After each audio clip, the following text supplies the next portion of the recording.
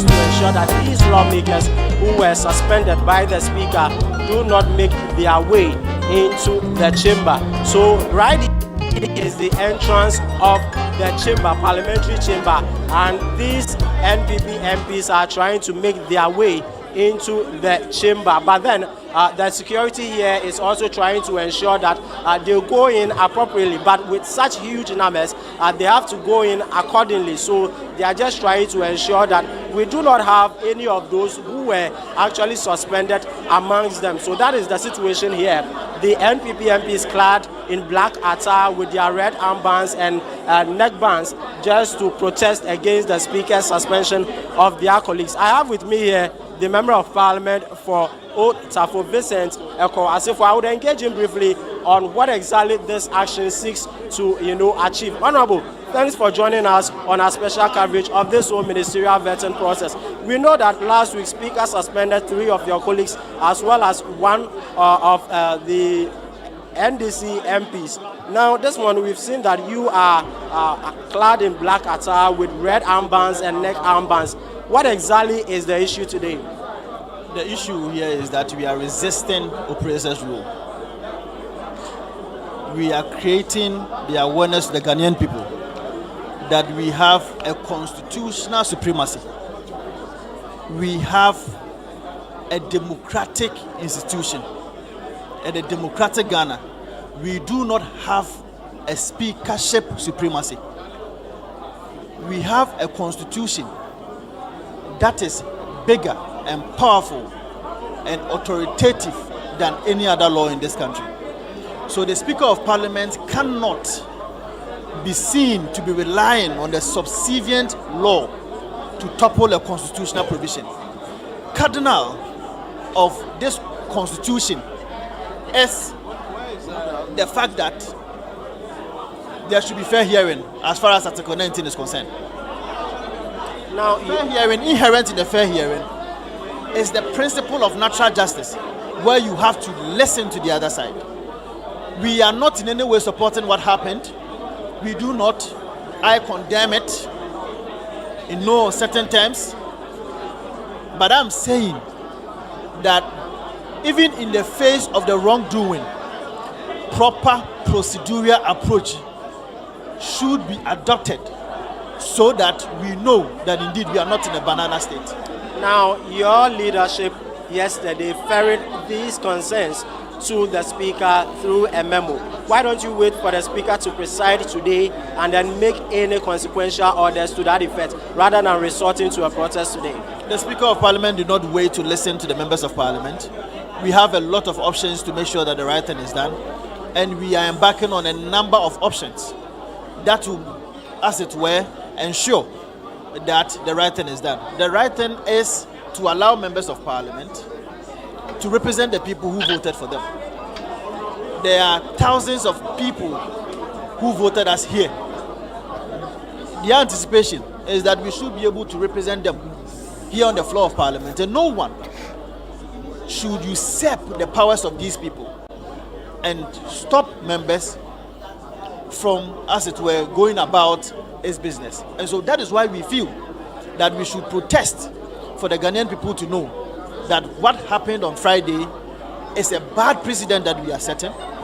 It's a dark day in the history of this country. It's a dark day in our democratic dispensation. It should not have happened. It happened at a very wrong time, and we feel that what happened is wrong, and for that matter, we should make sure that the people of Ghana actually understands what is happening. A committee has been set up to investigate this whole incident. Why don't you wait for the committee to commence its sitting, hear from those affected, and then probably an action could be taken than this action? That the by the time that the committee will finish sitting, I'm sure that these people might have served their suspension term. So as I said, even on the floor of Parliament, we use the legal means. So it's fine. Thank you. All right. Thank you so much for speaking with us. So you heard Vincent Eko Asifo sharing with us why the minority has today decided to wear black attire and also clad themselves with red armbands as well as neck bands to protest the Speaker's directive suspending their colleagues. I would want to try and then engage more of these MPs and find out what they also make. We've seen the First Deputy Minority Whip Habib Idrisu addressing the media. Let's listen to what he has to say. It is a black day for our democracy if we allow this thing to start. Finally, who expects your side to approve the ministerial nominees? The reports are ready. Immediately after the Speaker gives an order, and then we walk out of the chamber. Any other person who was vetted, it is an illegality because the appointment committee under Order 217 was not properly constituted. It was not about quorum issue. It is about being properly constituted because the minority and the majority whip are mentioned in the standing orders to constitute the appointment committee before they come and say that any other member. If you read that standing order very well, it states the First Deputy Speaker being the chairman, the minority leader being the ranking member, the deputy majority leader being the vice chairman, the majority whip, the minority whip, and 5 other members. So we are not asking about quorum. We are talking about the committee being constituted. And Speaker himself agreed that the committee was not properly constituted. That's why in his directive he said that the selection committee must meet today to reconsider the appointment committee. By his action, he was convinced that the appointment committee was not properly constituted anymore. And you could see that day they rushed almost every other appointee to be vetted in that illegality, and we will not be part of it. When we get to the bridge, we'll cross the bar for today. We are registering our displeasure on the suspension of our 3 colleagues. Thank you very much. So you heard that the First Deputy Minority Whip, Habib Idrisu, speaking to journalists. Let me try and then engage more of these MPs. I've seen here with me Honorable Gloria Owusu. Honorable, you welcome to Channel 1 News. Today you are clad in black attire, so as your colleagues. What exactly is the issue? We don't know what is happening here. We all know that today we are having sitting at 12 p.m. and we are here. You can see the doors are already closed, so we don't know what is happening. Has any of the officials of the Marshal Department communicated to you? No. Our leadership has not communicated anything to us, so we don't know what is happening here. And we don't know what the Speaker wants to do. We are members of Parliament. We are not criminals. People voted for us. So why are we treating like this? What is the agenda on the floor of Parliament today from your side? I don't know. We don't have any agenda. What we knew is Speaker has suspended 3 of our members. So we don't know the agenda for today. We are coming to our normal sitting. Thank you so much for speaking with us. So you heard Gloria Owusu, who is the MP for Trobo, also speaking to us about why the minority has today decided to wear black attire and also clad themselves in red armbands in protest against the Speaker's directive suspending 3 of their colleagues, as well as the majority Chief Whip Roxanne Nelson Dafiameko. Hello, Nick. We know that there are 2 main entrances, right, to the parliamentary building itself. The one facing the conference center and the one behind where you have the police post. Describe to us what these 2 entrances look like. I'm asking this because of the barricading we are seeing at the main entrance into the chamber. Is this the same level of security you are seeing at these main entrances or not? Well, so Nana, as I was coming in this morning, I saw at the entrance, one close to the conference center, that there has been heavy security presence there as well. Barricades have been mounted there. And whenever you get there, there is a thorough check before you are allowed into the precinct of Parliament itself. What I was made to do was to roll down my glasses, the car glasses, to ensure that it is thoroughly checked before I made entry, and all other entrants to Parliament were also made to go through the same procedure. So it is a whole level of security here today just to ensure that there is order to prevent these MPs who have been suspended from making their way into the chamber. I have here with me the MP for Force Ayubi. Let's engage him also on this issue. I'm black in solidarity with our brothers who Mr. Speaker has purported to suspend for 2 weeks. And we have been on record to draw his attention that in line with the standing orders of Parliament, respectfully, the Speaker does not have the power to do that. Even the disciplinary processes, they are laid down rules, either of the 30 to 35 or 129, 130. What he has done is totally ultra-virus, and he doesn't have the powers to do that. And so in solidarity with our brothers, that's why you see us in black. You've sent a memo through your leader. That's to correct. The Speaker. That is correct. Is this an additional measure? Which one? I'm talking about you clad in black and red. Is this an additional measure? It's complementary to that, yes. Now, the vetting process, and somebody has argued that actions and reactions.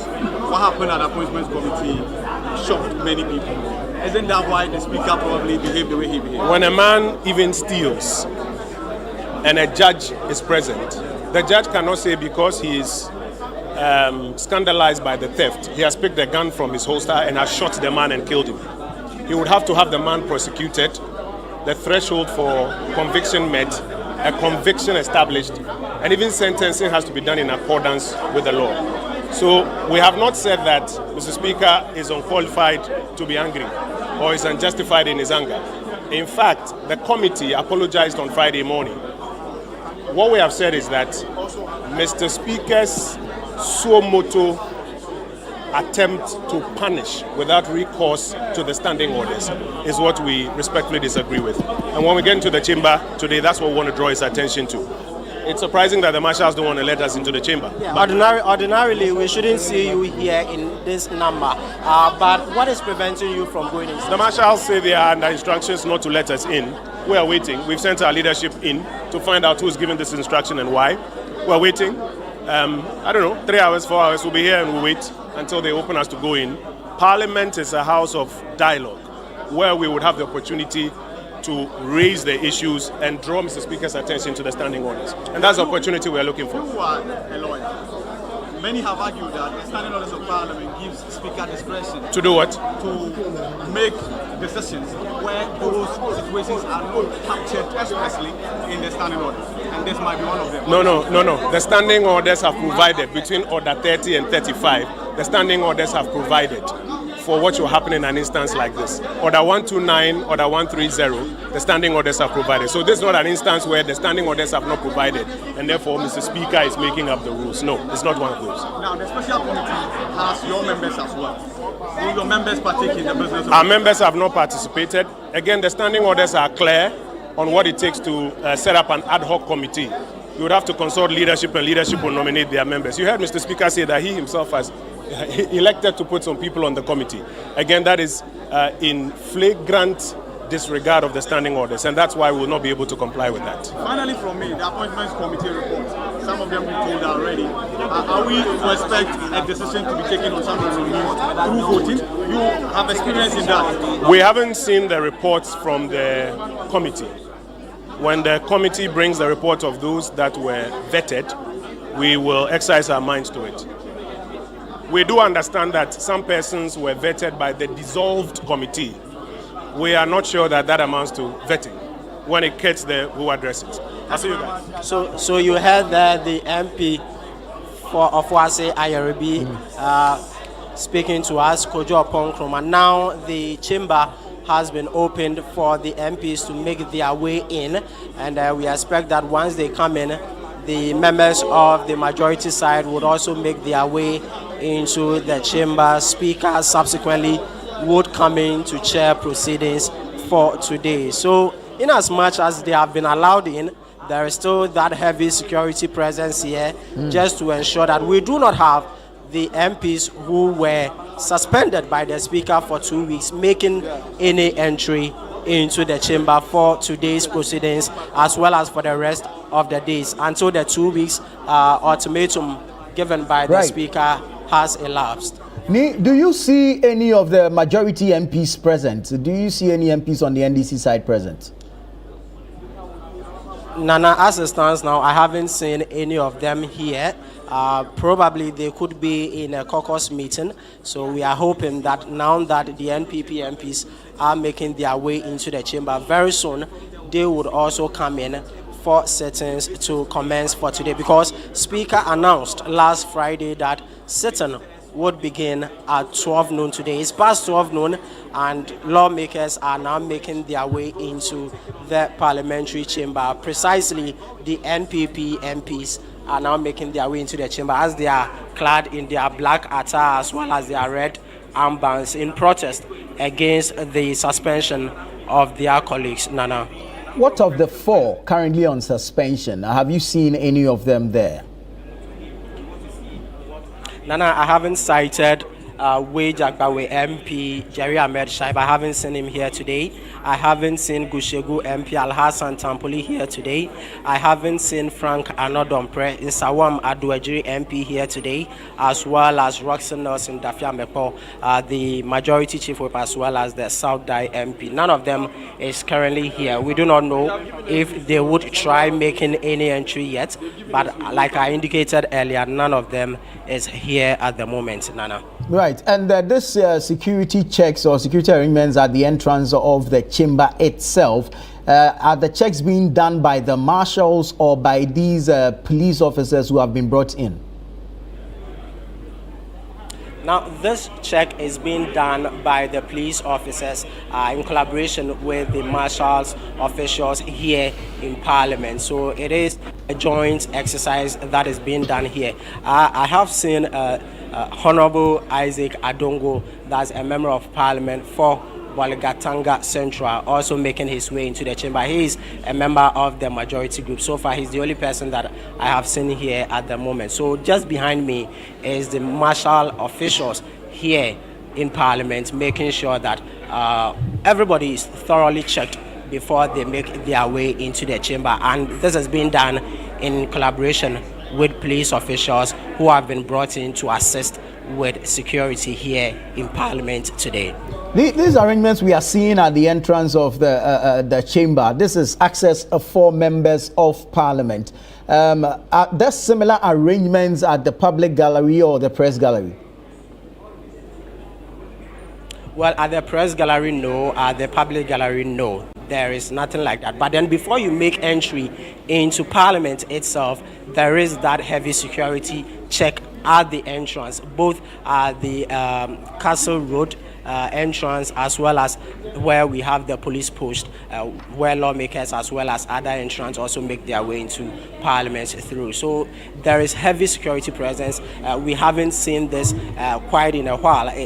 It's not quite normal to see this kind of security here, but today we are seeing it all in a bid to ensure that those that have been suspended, members of Parliament for that matter, who have been suspended due to the violent confrontation at the Appointments Committee, do not make their way here in the chamber today. Well, a final one for you, Ni. I don't know if you have any indication yet as to what time the Speaker will make his way to the chamber for proceedings to start, based on his earlier announcement that the sit-in will start today at 12 noon. Well, as I indicated earlier, 12 noon was what the Speaker advertised, that it would be the commencement of sit-in, but it's past 12 and then sit-in hasn't started yet. So we are only hoping that any moment from now, either the Speaker himself or the First Deputy Speaker or even the Second Deputy Speaker would make a way into the chamber to preside for today's sit-in to fall. Right. Just a quick one, and by way of education. Ordinarily, what will a sit-in, the first sit-in of the week of the chamber of Parliament look like? I'm asking this because with all that the minority has said and their posturing and their addressing, it appears as though this will not be an ordinary sit-in. Well, so what we are expecting is that once the Speaker comes in, we'll see the national pledge being cited. Mostly it is done at the beginning of every week, and then a roll call will be conducted, as well as votes and proceedings, correction of votes and proceedings for the previous sitting would be done. And then if there is any formal communication by the Speaker, he will do so, and then we would also see that at the commencement of public business, the leadership of the majority side would now direct the Speaker as to how proceedings for today should go. But what we are expecting is that last week, those who were vetted at the Appointments Committee would have their reports submitted to the House by the Appointments Committee chairman, that's Bernard Ahiafo, so that the House would debate on the report and subsequently approve them or otherwise. Already we've heard from some of the minority members who are saying that once the Speaker directed that vetting should be halted and then an engagement should be had with the Selection Committee to ensure that the Appointments Committee is reconstituted, they believe that whoever was vetted afterwards was done as a form of illegality, so they are not going to support that. So we wait to see how things will turn out in the House today. But once the report is presented by the Appointments Committee Chairman Bernard Ahiafo for a debate on it. Well, thank you very much, Nii. But it appears the majority MPs are now coming in one after the other.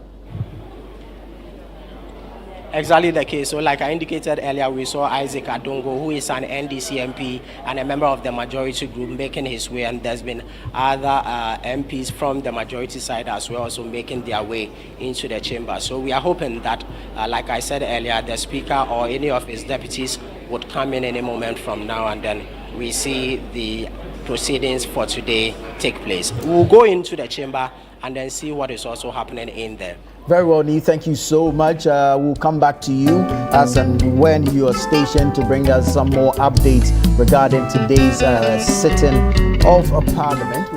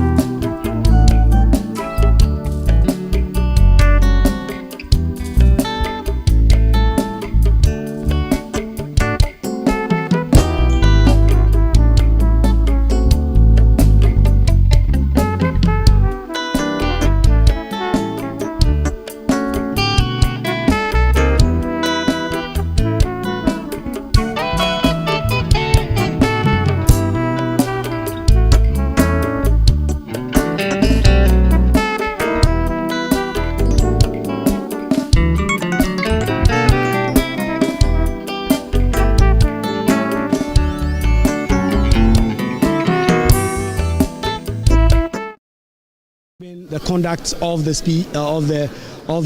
Speaker of Parliament as capricious, as dictatorial, and making the point that ultimately this is not a decision that they will want to stand. In fact, we heard the General Secretary did speak, the Deputy General Secretary did speak to us on Joy News and made the point that ultimately they expect that, given that in their consideration, this is a completely unconstitutional decision, that this will not stand, and that ultimately the MPs in question will be allowed to come into the chamber. We've seen a perimeter that has been set up right at the entrance that blocks off any person from attempting to come in without due authorization, and so the Marshal himself is leading the process with respect to that. But you can see a number of NDC MPs themselves also coming into the chamber. They have about 188 if you add the 187 I should say, if you add the 4 independent MPs that have decided to caucus with them.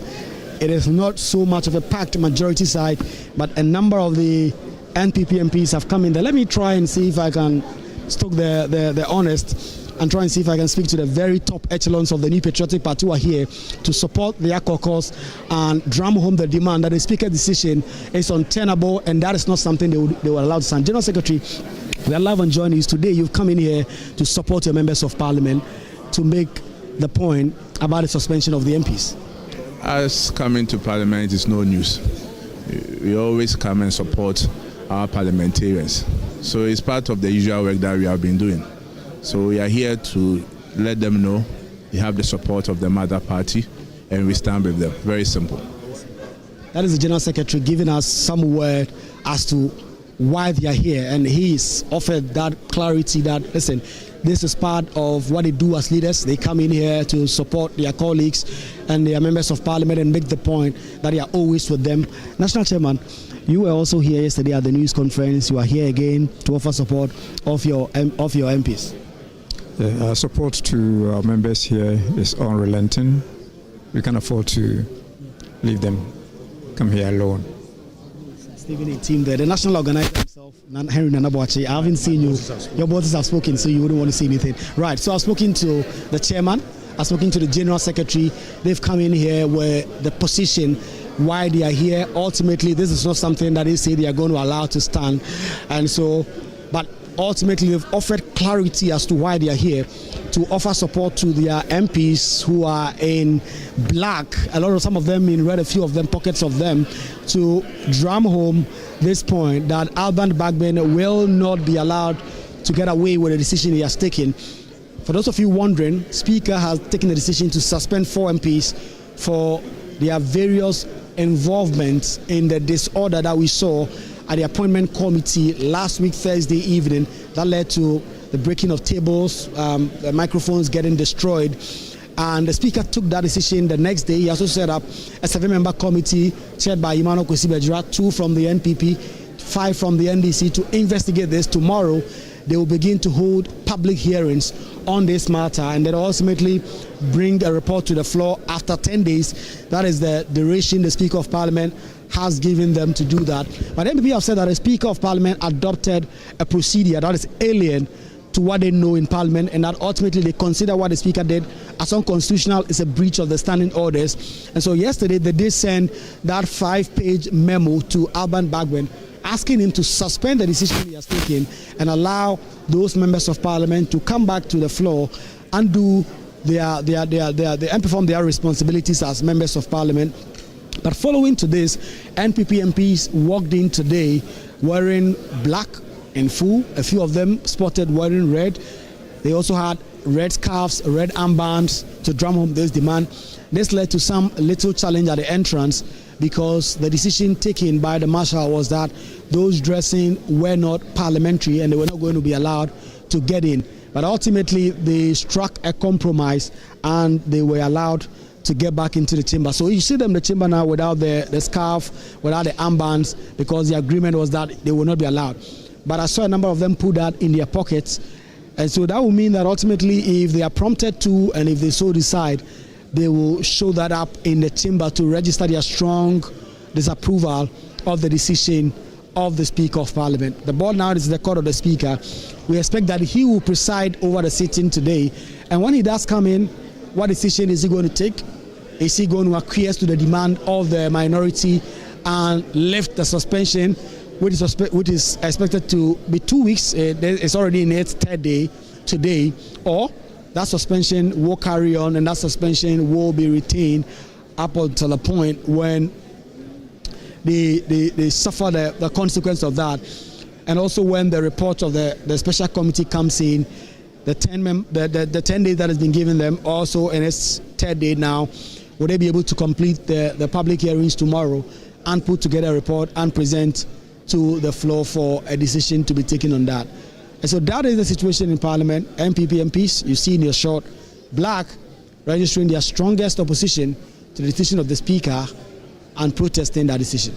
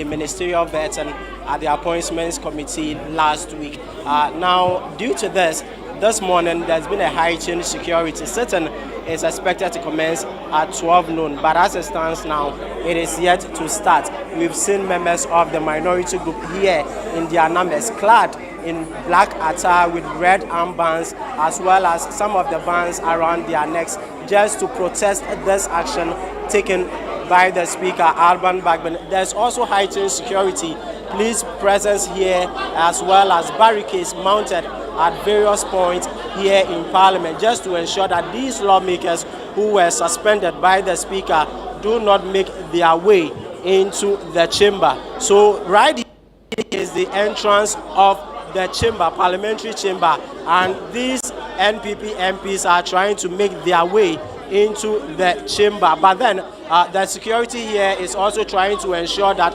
they go in appropriately. But with such huge numbers, they have to go in accordingly. So they are just trying to ensure that we do not have any of those who were actually suspended amongst them. So that is the situation here.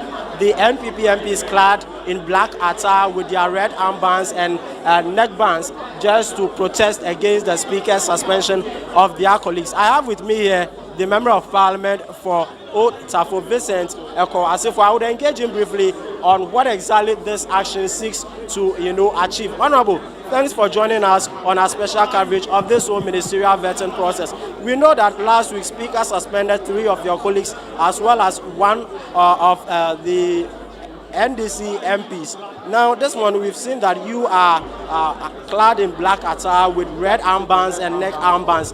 What exactly is the issue today?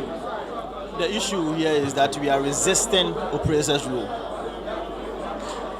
We are creating the awareness to the Ghanaian people that we have a constitutional supremacy. We have a democratic institution and a democratic Ghana. We do not have a speakership supremacy. We have a constitution that is bigger and powerful and authoritative than any other law in this country.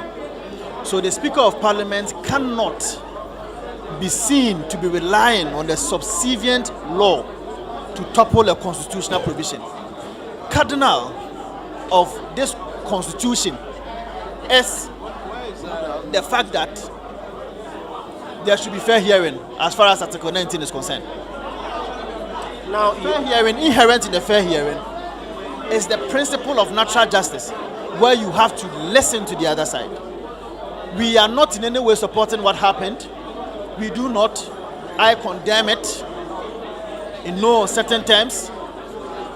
But I'm saying that even in the face of the wrongdoing, proper procedural approach should be adopted, so that we know that indeed we are not in a banana state. Now, your leadership yesterday ferried these concerns to the Speaker through a memo. Why don't you wait for the Speaker to preside today and then make any consequential orders to that effect, rather than resorting to a protest today? The Speaker of Parliament did not wait to listen to the members of Parliament. We have a lot of options to make sure that the right thing is done, and we are embarking on a number of options that will, as it were, ensure that the right thing is done. The right thing is to allow members of Parliament to represent the people who voted for them. There are thousands of people who voted us here. The anticipation is that we should be able to represent them here on the floor of Parliament, and no one should usurp the powers of these people and stop members from, as it were, going about its business. And so that is why we feel that we should protest for the Ghanaian people to know that what happened on Friday is a bad precedent that we are setting.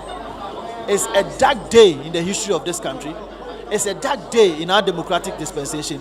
It should not have happened. It happened at a very wrong time, and we feel that what happened is wrong, and for that matter, we should make sure that the people of Ghana actually understands what is happening. A committee has been set up to investigate this whole incident. Why don't you wait for the committee to commence its sitting, hear from those affected, and then probably an action could be taken than this action? Time that by the time that the committee will finish sitting, I'm sure that these people might have served their suspension term. So as I said, even on the floor of Parliament, we use the legal means. So it's fine. Thank you. All right. Thank you so much for speaking with us. So you heard Vincent Echo as if for sharing with us why the minority has today decided to wear black attire and also clad themselves with red armbands as well as neck bands to protest the Speaker's directive suspending their colleagues. I would want to try and then engage more of these MPs and find out what they also make. We've seen the First Deputy Minority Whip Habib Idrisu addressing the media. Let's listen to what he has to say. It is a black day for our democracy if we allow this thing to start. Finally, should we expect your side to approve the ministerial nominees? The reports are ready.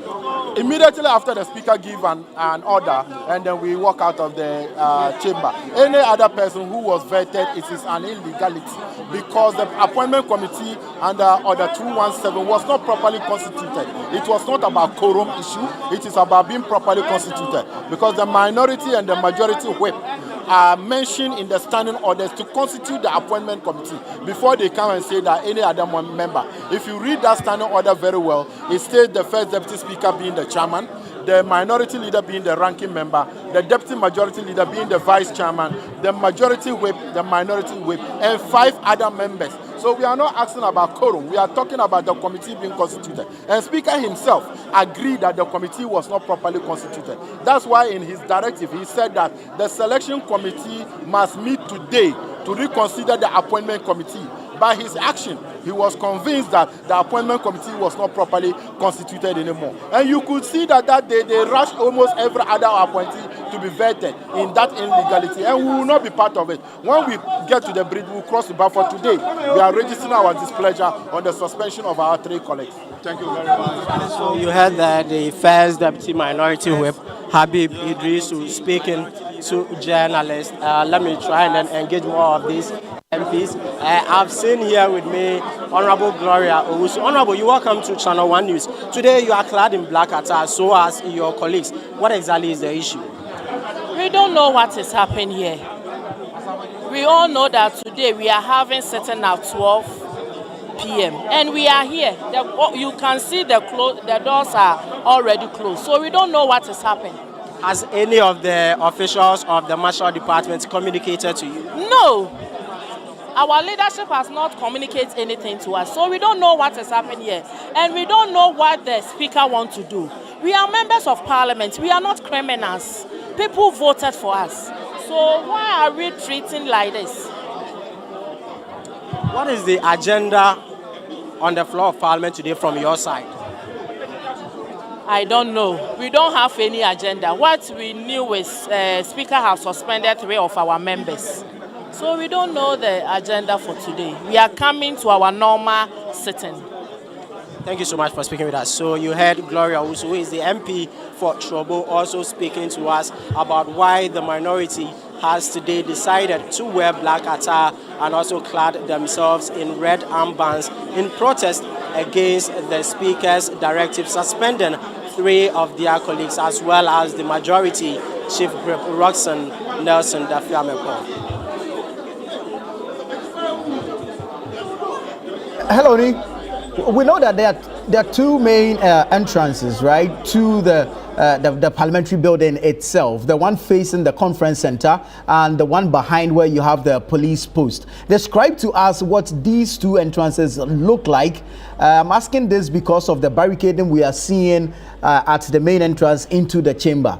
Is this the same level of security you are seeing at these main entrances or not? Well, so Nana, as I was coming in this morning, I saw at the entrance, one close to the conference center, that there has been heavy security presence there as well. Barricades have been mounted there. And whenever you get there, there is a thorough check before you are allowed into the precinct of Parliament itself. What I was made to do was to roll down my glasses, the car glasses, to ensure that it is thoroughly checked before I made entry, and all other entrants to Parliament were also made to go through the same procedure. So it is a whole level of security here today just to ensure that there is an order to prevent these MPs who have been suspended from making their way into the chamber. I have here with me the MP for Force Ayubi. Let's engage him also on this issue. We are in black in solidarity with our brothers who Mr. Speaker has purported to suspend for 2 weeks.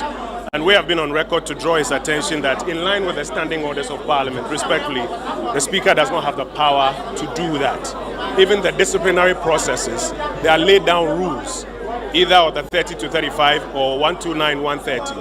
What he has done is totally ultra-virus, and he doesn't have the powers to do that. And so in solidarity with our brothers, that's why you see us in black. You've sent a memo through your leader. That's correct. That is correct. Is this an additional measure? Which one? I'm talking about you clad in black and red. Is this an additional measure? It's complementary to that, yes. Now, the vetting process, and somebody has argued that actions and reactions.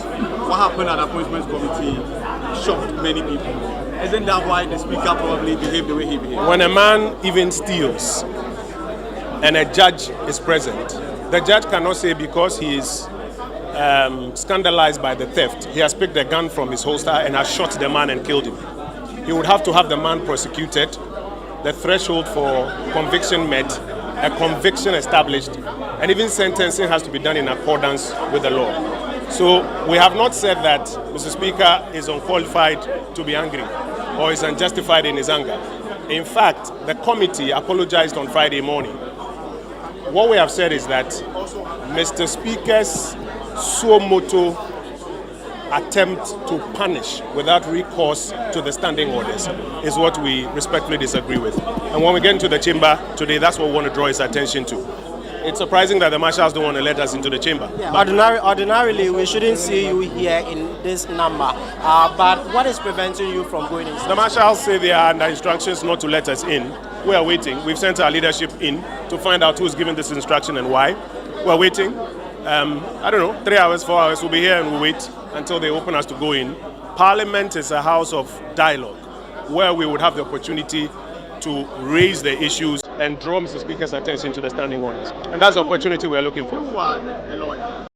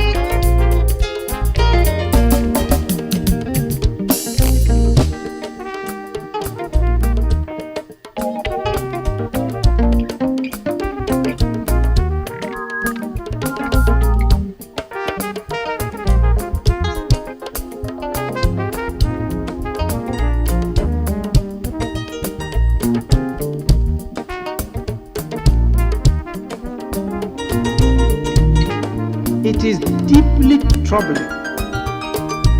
that this is the third time in as many years that such an incident has occurred within the presence of Parliament. Each time, public outrage has been met with empty apologies and no real change in conduct. This House must acknowledge that it is rapidly eroding public confidence in Ghana's democracy, and that such conduct, if not decisively addressed, will have grave consequences for the credibility of Parliament and the future of democracy in our dear nation.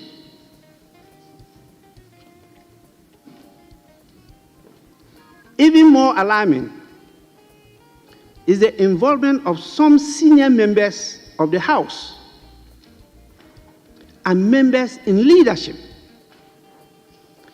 individuals who ought to embody the principles of leadership and discipline. Their participation in this deplorable spectacle raises serious questions about their fitness to lead and their commitment to upholding the values of Parliament. If members cannot engage in robust debate without resorting to physical aggression, then they are unfit to discharge the mandate bestowed upon them by the people of Ghana. Parliamentary privilege does not and will never extend to lawlessness. The rules of Parliament exist to guide conduct, and members are duty-bound to uphold them. Ghanaian citizens deserve a Parliament that exemplifies discipline, intelligence, and a pursuit of national progress, not one that degenerates into a battleground at the slightest disagreement. The international community is watching us. Our Speaker has received numerous calls from concerned citizens, both in Ghana and outside Ghana, from civil society organizations, from academia, and parliamentary counterparts across the world, all lamenting the disgraceful conduct of members of this House. Today, I welcome my colleague from the Parliament of Morocco. A number of them are here leading delegations to a prosperity dialogue. And they all saw what happened. The Ghana that they are proud of.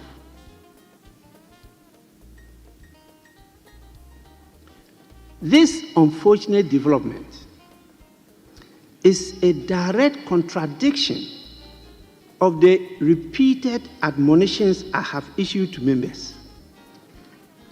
Just yesterday, we had an occasion here. Immediately after that, the worst happened. I have consistently reminded this House that respect is earned, not demanded.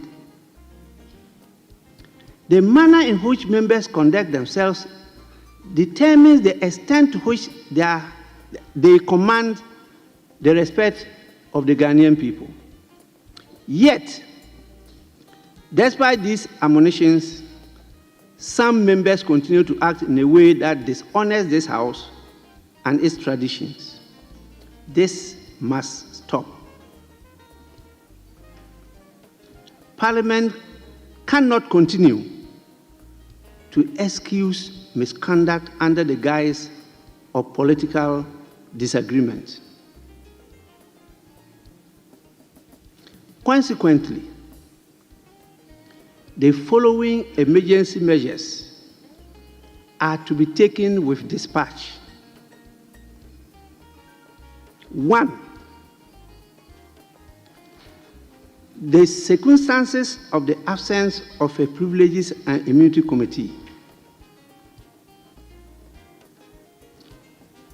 In that circumstance, a 7-member special committee shall be constituted under Orders 5 and 20, Rule 4,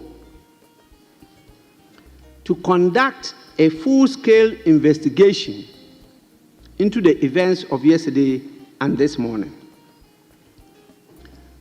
The committee shall identify all members involved in the disorder and submit its report with findings and recommendations within 10 days from today.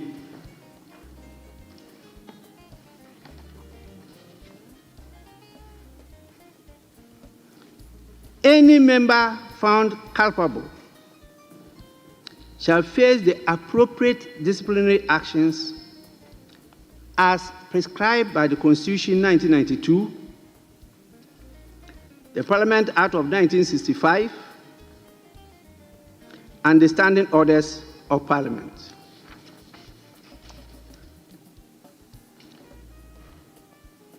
This does not absolve the chairman of the Appointments Committee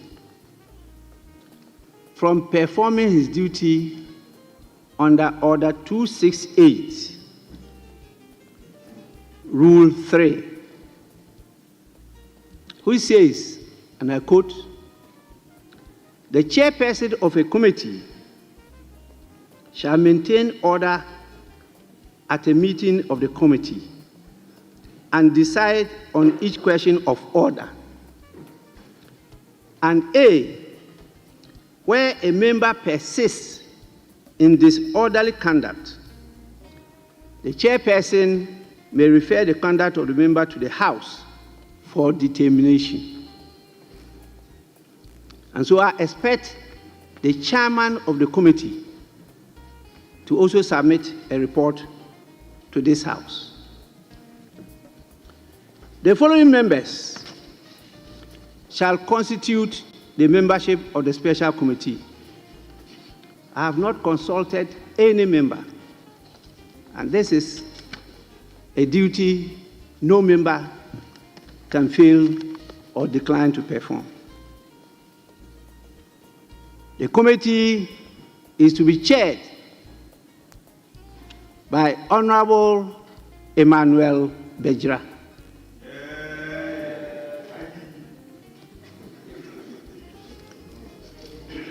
Other members, Honorable Kwame Anyimedu Antwi,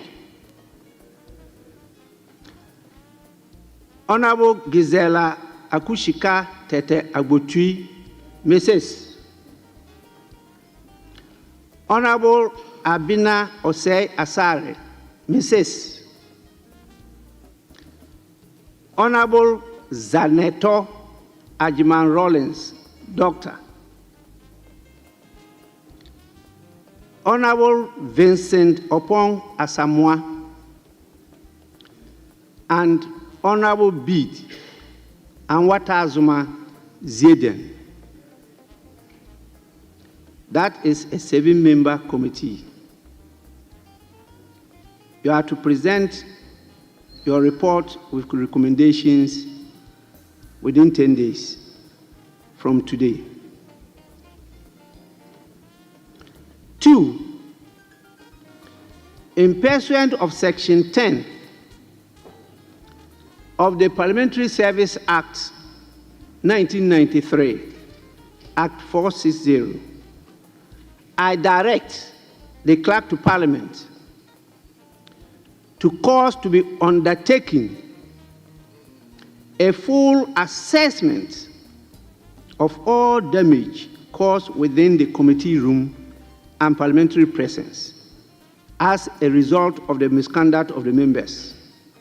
Not a single peso of public funds shall be used to repair or replace any damaged property. Instead, members found responsible shall be surcharged for the full cost of repairs and replacement, with deductions from their emoluments, including the salaries of members, if necessary. 3, in pursuance of the provisions of the Constitution 1992 and the Standing Orders of Parliament, I further direct the Clerk to Parliament to formally lodge a complaint with the Ghana Police Service to conduct a full criminal investigation into the matter for appropriate action. 4, I call for an immediate meeting of the Committee of Selection today to reconstitute the Appointments Committee as a matter of urgency and to set up the Standing Orders Committee to reconsider a revision of the rules for the assessment of nominees for the consideration and approval by the House. If there is any defect with our rules, we'll rectify them. The scene that we have all witnessed is unpalatable. 5, I draw the attention of members to the sanctions provided for in the Parliament Act and the Standing Orders of Parliament in the event of a breach of privilege or contempt of Parliament under Orders 34(2) and 36. Members may also see Article 123 of the Constitution 1992.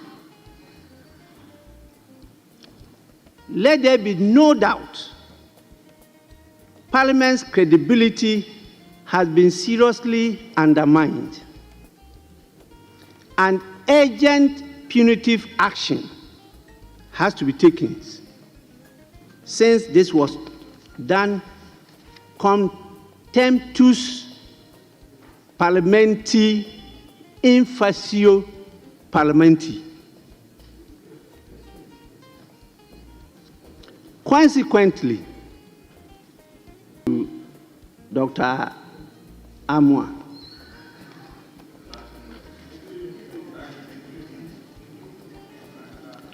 what I said is this: let there be no doubt, Parliament's credibility has been seriously undermined, and urgent punitive action has to be taken since this was done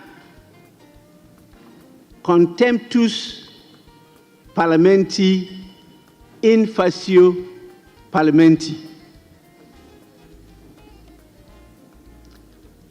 Consequently, the following members are suspended from the sittings of Parliament for 2 weeks from today. They are 1 and 2, the 2 chief whips,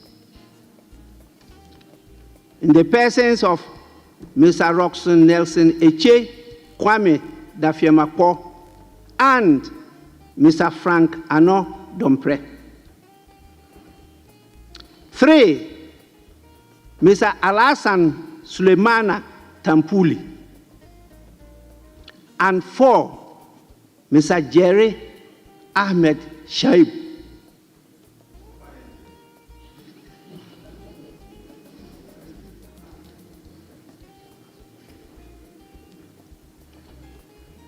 Leaders from the various caucuses should take the consequential actions to continue with their leadership. But the Marshal is hereby directed to ensure the full enforcement of this suspension in accordance with the rules of the House.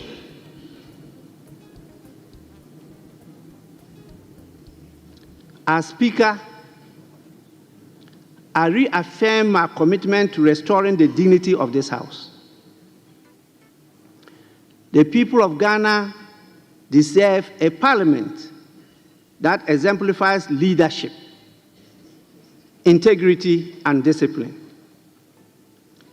Members must reflect deeply on their conduct and be reminded that they hold their seats in trust for the people. The events of 30th January 2025 and this morning must not be repeated.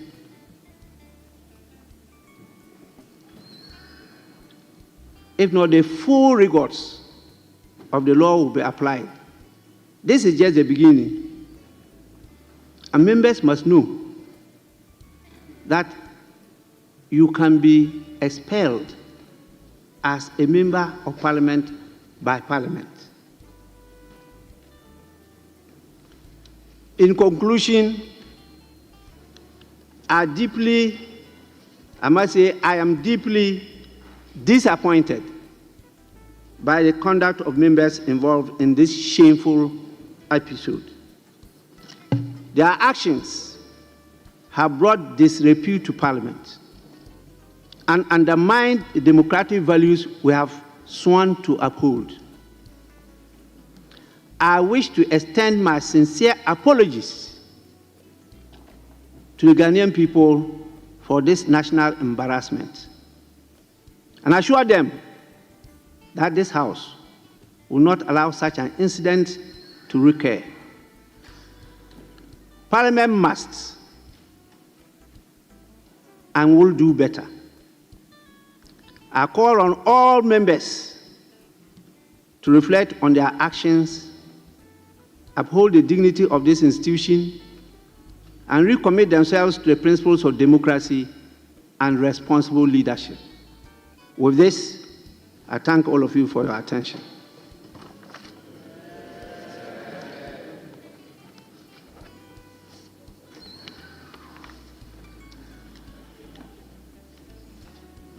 Honorable members, other measures will be taken after the Committee of Selection has held its meeting. And as I indicated, the meeting of the Committee of Selection is today. It's being chaired by my good self. And I'm expecting members in my conference room to hold the meeting immediately I decline from this seat.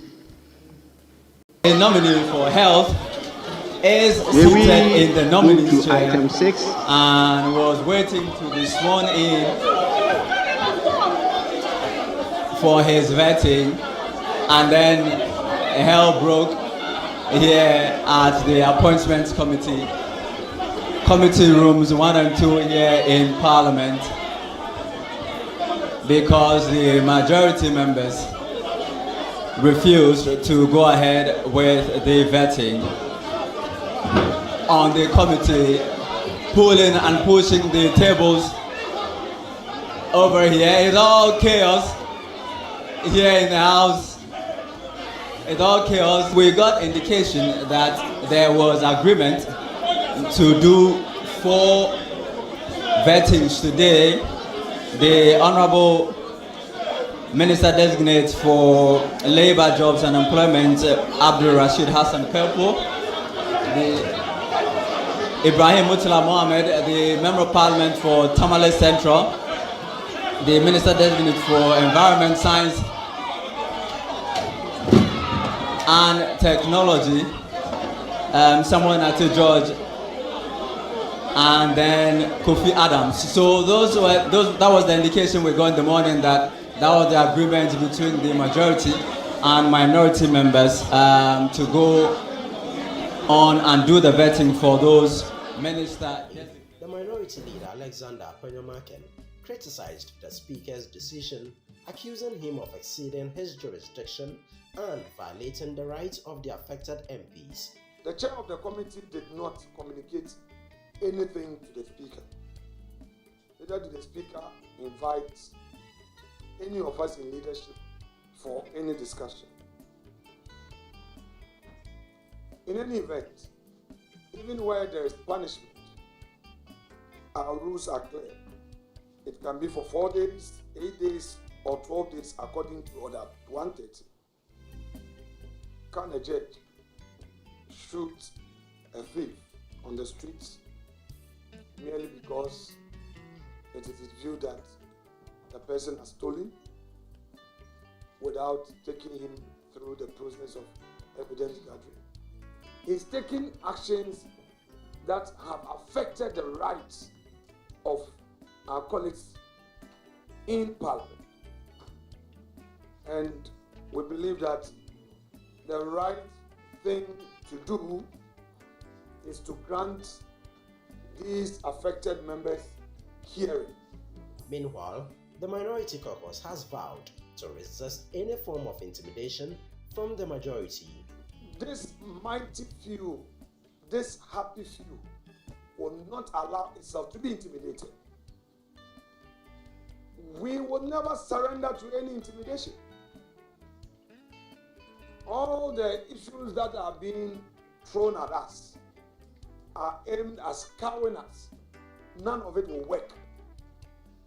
For the record, this is the first time in the history of our Fourth Republic that a minority in Parliament is allowing a government to form, appoint its ministers in record time. For emphasis, we've been most cooperative with the NDC majority, but they are bullies. They bully, they intimidate, and if you don't stand strong, they will bully you, and we will never be bullied. Apanyamaken also reiterated the caucus's concerns over what he described as the partisan nature of the clerk to the appointments committee. The clerk in the committee is a partisan clerk. She is not a neutral professional clerk. She's caused us a lot of discomfort. We've tolerated, accommodated her. At this point, it's getting out of hand. She advertises at midnight. As a minority leader, I am to know those to be vetted the next day ahead of time. He doesn't share that with us. A lot of times I have to manage the pain, the frustration of my members, and take responsibility. In response to the incident, the special committee established by the Speaker has announced that it will begin a public hearing on the matter from Wednesday, February 5, 2025. We are to conduct a full-scale investigation into the event of Thursday, 30th January, and the morning of 31st January. 2. Identify all members involved in the disorder and submit a report with findings and recommendations. To do this, the committee wishes to announce that we have decided to hold a public hearing of all the issues starting from Wednesday. The ad hoc committee is set up to investigate the violent confrontation that marred the ministerial vetting process at the appointments committee last week. Says it will rely on evidence from the public to assist its work. For Channel 1 News from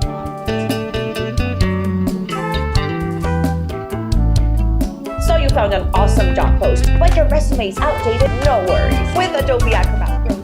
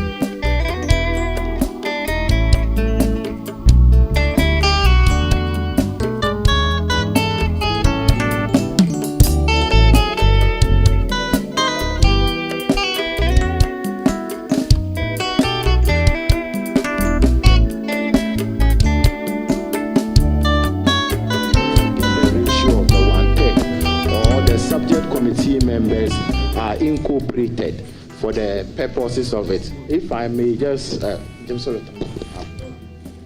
so Chairman, if I may just get your standing orders. If you look at Order 64, you realize they talk about the quorum issue and whether you are using the original members in determining the quorum or you are using subject members to do this. You think you are partisan clerk? Honourable members, can there be some order? If the clerk thinks that she's a party clerk, she will see if the clerk to the committee thinks that she's here to do NDC business. She will see how it goes. If the clerk to Parliament, there was a call for a meeting. There was a call for a meeting for us to engage in agreement. We all agree to have a meeting this morning. You, Chief, you have called my chief. We are waiting to have a meeting so that we can all do it. Who said we are against it? Then you, the clerk, when we were in power, you would insist that until you get the minority, you will call a meeting. You don't even notify us. You are doing your party business. Do this clerk. Is that the way a civil servant should behave? It's a shame on you. Do this clerk. It's a shame on you. Do this clerk. If you want to destroy Parliament, we will not spare you. Do this clerk. Do this clerk. Do this clerk. We all agree. We are not against your government. We are not against your government. But when you cooperate, you should defend us for the meeting. You should defend to us. You should defend to us. We will help you. We have helped you. We are ready to help you. Don't mistreat us. Don't mistreat us. The fact that we are minority, don't mistreat us. We have helped you. No opposition ever helped a government to form a government as quickly as possible this time. What else do we do? And you this partisan track. When I was majority leader, you insist that the minority must be here. Today, you call for a meeting without us. You think we are going to require a shame on you? Shame on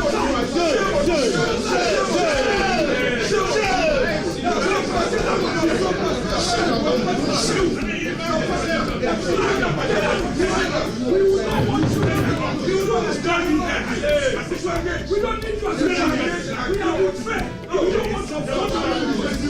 We should suspend. Have a meeting. We suspend. Have a meeting. We cooperate with you. Let us have a meeting. This clerk. We are not going to allow. Nobody is going to have it. I can assure you.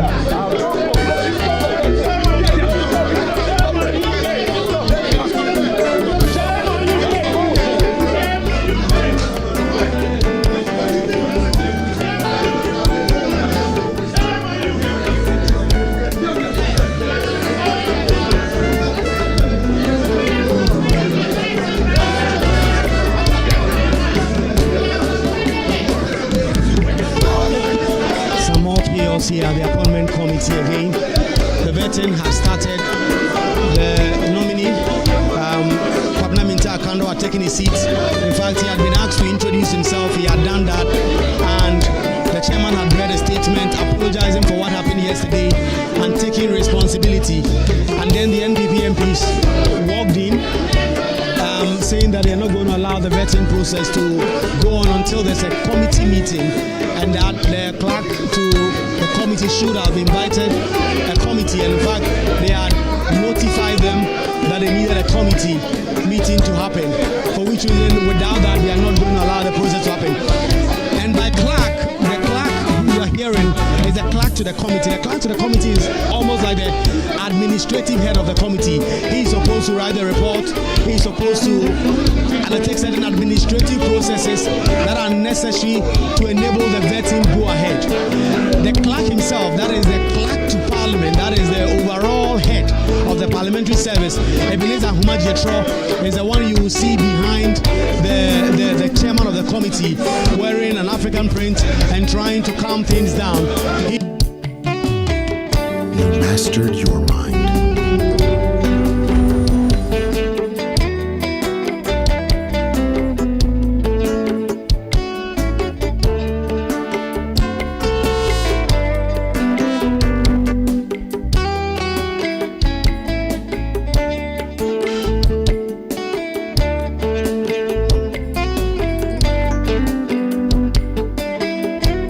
Through some nominees and railroad them through a rubber stamp process.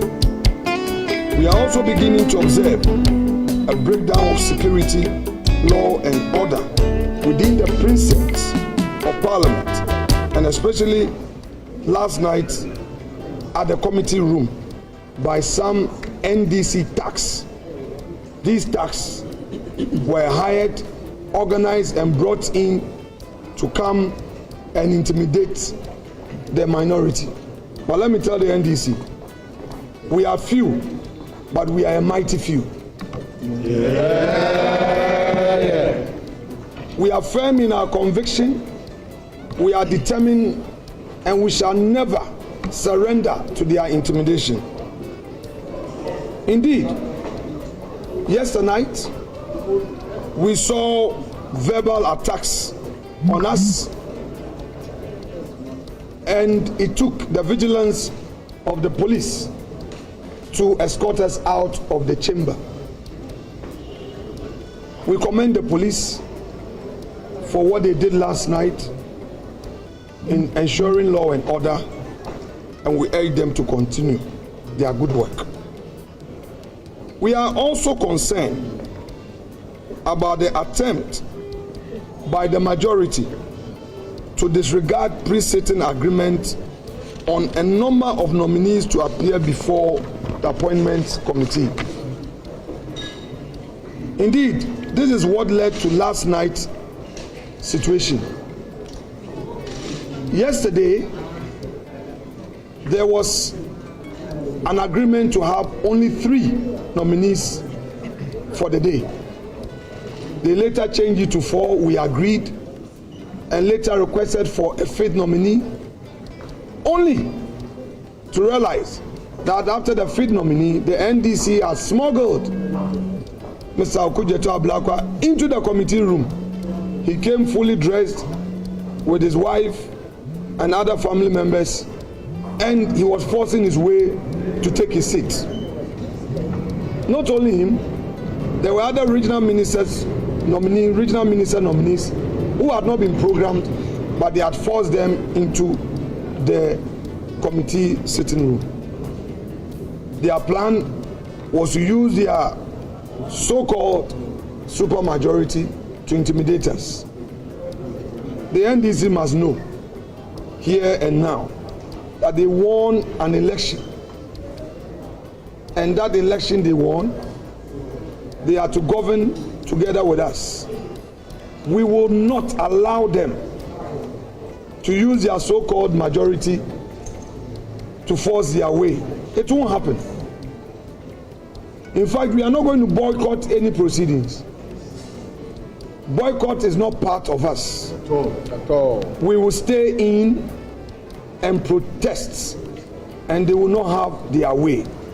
But I want to assure them that because we have been in government before and we know governance, we will not obstruct government business. We are further concerned about the breakdown of security within the precinct of Parliament and the way strangers feel emboldened.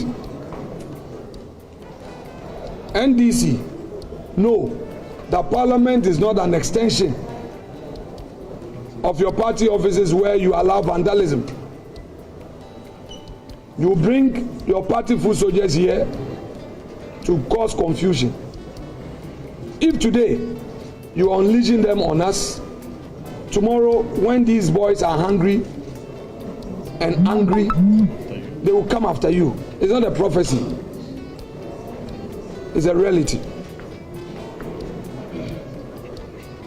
We cannot be intimidated even as we perform our legitimate constitutional mandate. And we caution the parliamentary service led by the clerk to parliament and his able marshal to urgently step up security within the precincts of parliament and protect the minority to enable us do our work. It will be an eyesore to witness supporters of the minority also invade Parliament House to provide security for our side. Our members are asking us questions, but we keep assuring them that we are a party of law and order. We believe in the police, and we know the police can do a good job. We are fortified by the conventions of the House, which have provided ranking members of committee the opportunity to inquire deeply into every nominee of the president without limit to questions. Since 1993, ranking members have always been given an unlimited opportunity. Why is it that when it gets to Afenyo Market, the NDC would want to frustrate the process? In any event, it is not every nominee that I question. This morning, the nominee for Ministry of Health, we spent only 30 minutes. So the nominees themselves should know that they are now coming into public office. Their conduct, their humility, their conduct would help matters. If you have a nominee who is so arrogant, so partisan, so disrespectful, so deceptive, so dishonest, you don't expect us to spend 5 minutes. Those who come and prepare well and know their brief and show us respect, we also reciprocate. Not those who would come and be insulting and abusing the Chief Justice of the Republic, the former president of the land, and you expect us to clap for them and take tea with them. We will not. I'm therefore cautioning the chair of the committee not to yield to those extremists who are pushing him to assert his authority because he is weak. The chair of the committee should know that we respect him. But I must also be quick to commend Honorable Mahama Yariga. He has shown leadership. His diplomacy is at its all-time best. He's done well. His engagement, the transparency he has introduced, should it continue, would have a very peaceful parliament. How he engages us is the way to go in this parliament.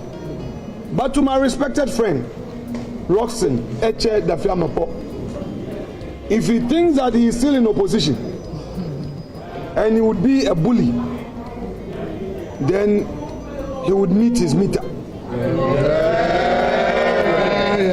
The Dafiamapo has gained notoriety of shouting, yelling, undermining his own chairman, interrupting proceedings, undermining his own majority leader, and he describes himself as the avant-garde of the government. Really, is he the first majority chief whip? The majority chief whip role is to be a key negotiator. He should be a diplomat in the chamber. His job is not to fight. If he did so successfully in opposition, now he is in government.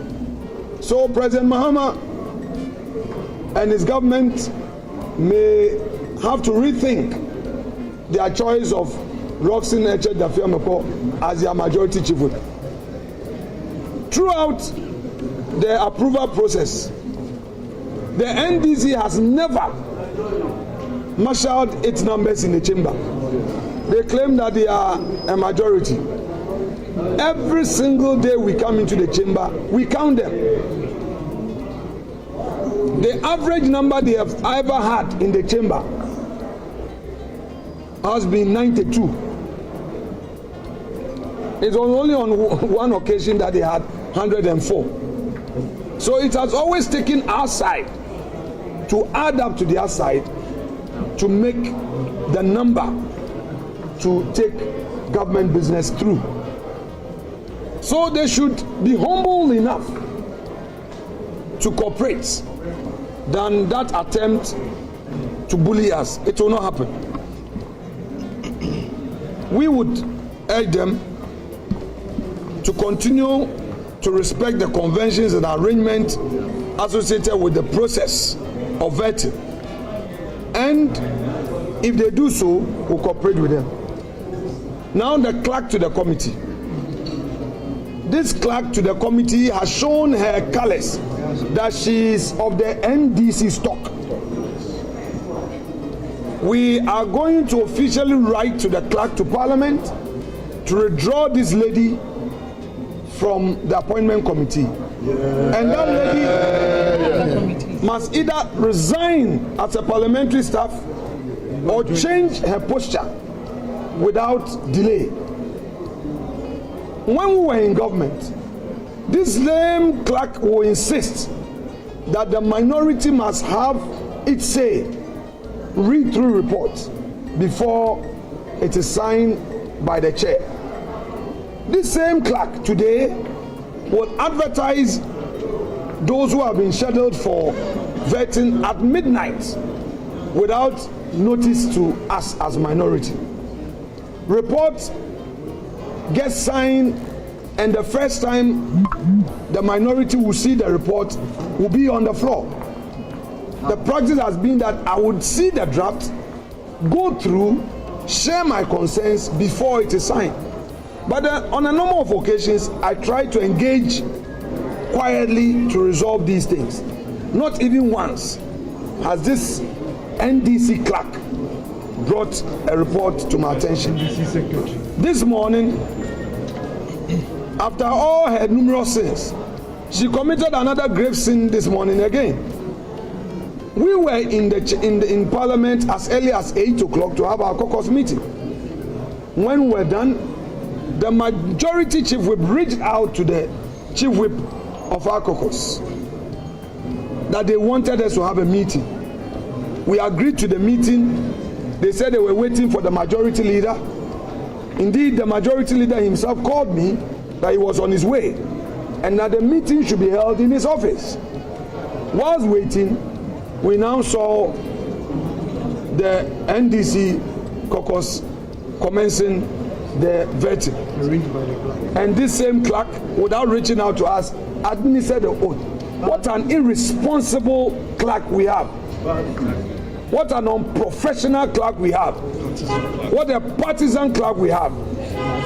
She must be ashamed of herself and ashamed of her profession as a parliamentary service staff. We will not spare her. We will go all out to deal with her in accordance with law if she will not change. Our parliament boasts of mature conventions and practices, and this we have navigated all these years. We would urge our colleagues one more time to cooperate with us. We want to assure the people of Ghana that we are acting in good faith. We want to support the government and be constructive, but will not allow ourselves to be bullied. We are the mighty few Mighty minority. We are the mighty few. We will not surrender. We will not give up. And we know that God willing, fortune will smile at us come 2028. We are the new patriotic party. We are the new patriotic party. The elephant, the winning symbol. We shall win Ghana. The elephant, the winning symbol. We shall win Ghana. We shall win. We shall win. We shall win.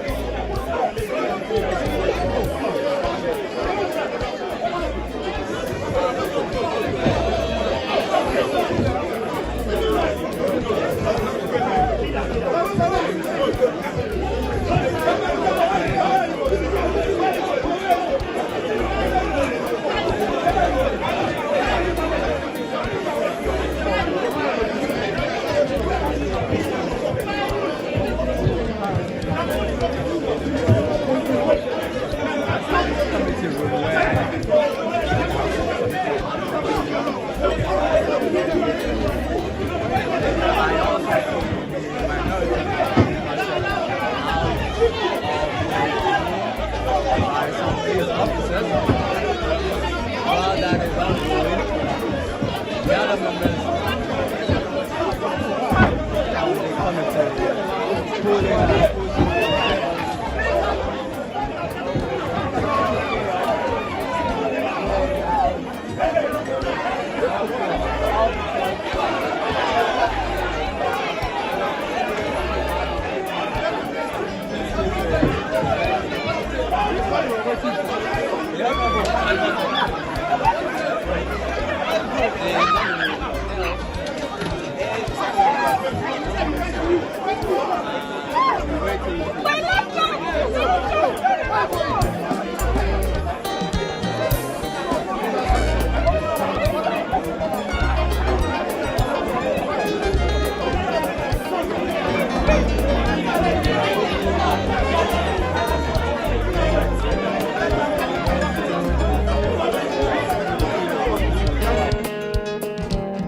Want to earn cryptocurrency?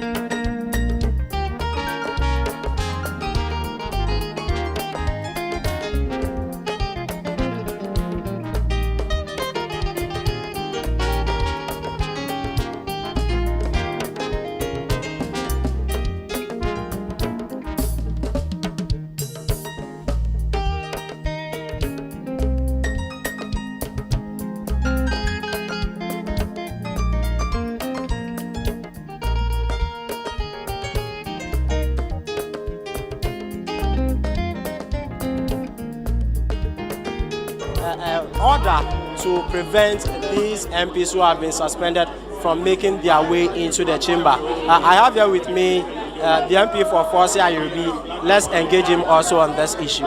Black in solidarity with our brothers who Mr. Speaker has purported to suspend for 2 weeks. And we have been on record to draw his attention that in line with the standing orders of Parliament, respectfully, the Speaker does not have the power to do that. Even the disciplinary processes, they are laid down rules, either of the 30 to 35 or 129, 130. What he has done is totally ultra-virus, and he doesn't have the powers to do that.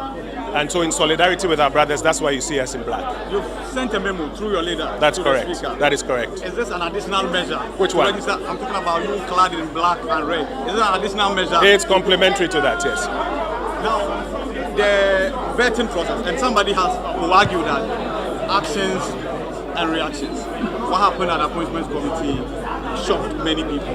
Isn't that why the Speaker probably behaved the way he behaved? When a man even steals and a judge is present, the judge cannot say because he is scandalized by the theft, he has picked a gun from his holster and has shot the man and killed him. He would have to have the man prosecuted, the threshold for conviction met, a conviction established, and even sentencing has to be done in accordance with the law.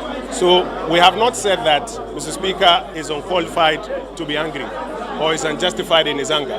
In fact, the committee apologized on Friday morning.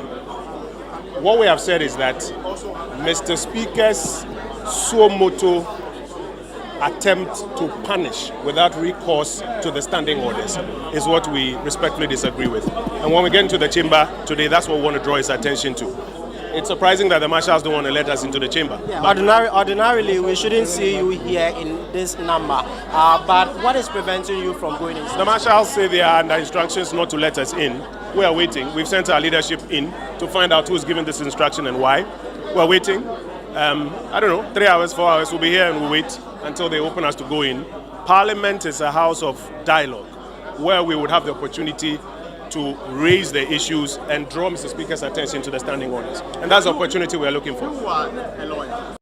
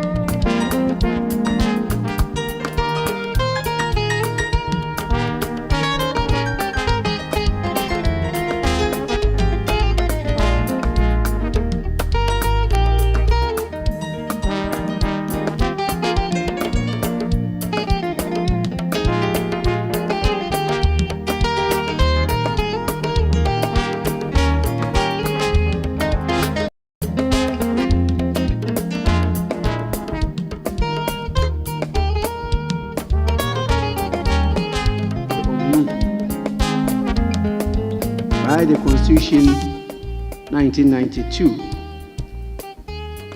the Parliament Act 1965, Act 300, the Standing Orders of Parliament, and the Code of Conduct for Members of Parliament of Ghana. I make this statement with a very heavy heart and righteous anger.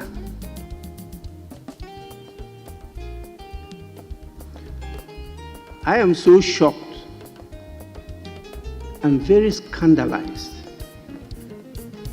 at what I saw and heard through various media outlets.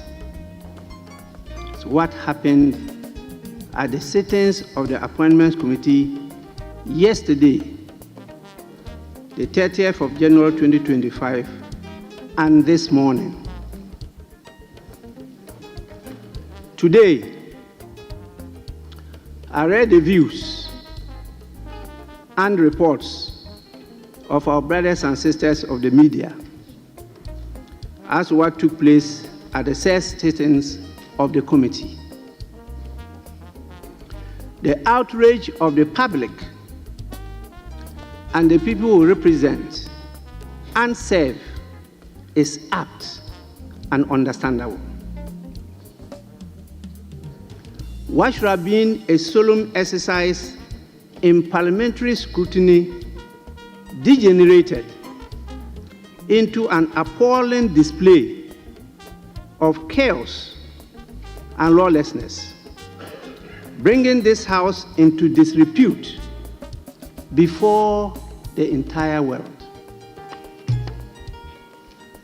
What transpired was not just a gross affront to the dignity of Parliament, but also a blatant contempt of the House. This further aggravates the already existing low level of trust of Parliament and parliamentarians. I have the unfortunate burden of responding to the disgraceful and deeply regrettable events that unfolded during the Appointments Committee. Such behavior is utterly unacceptable and a direct affront to the dignity of this House. The actions of those involved have sullied the image of Parliament and also betrayed the trust of the Ghanaian people, whose expectations of leadership, decorum, and responsible conduct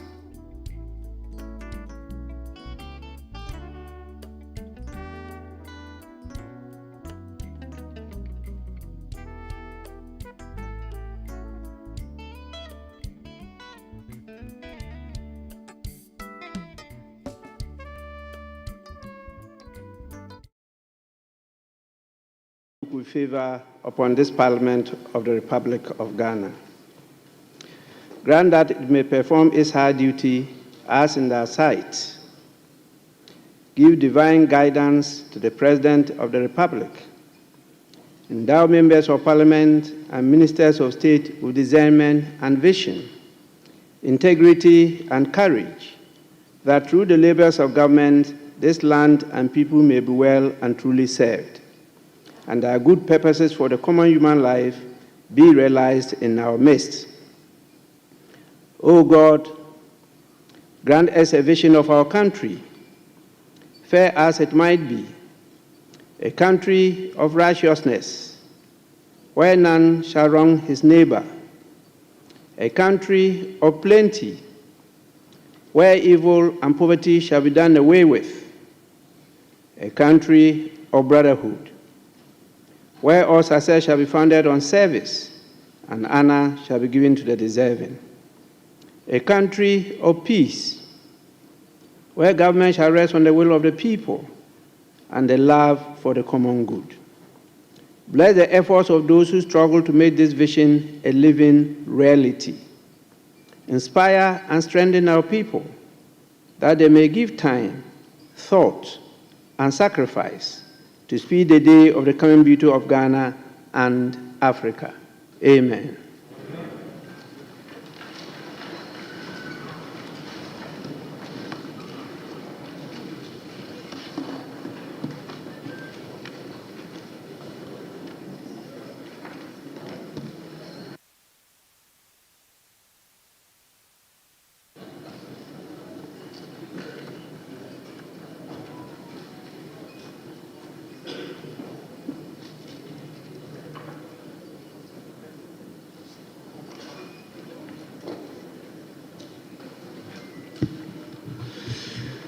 Honorable members, we move straight away to item 6, correction of votes and proceedings and official report.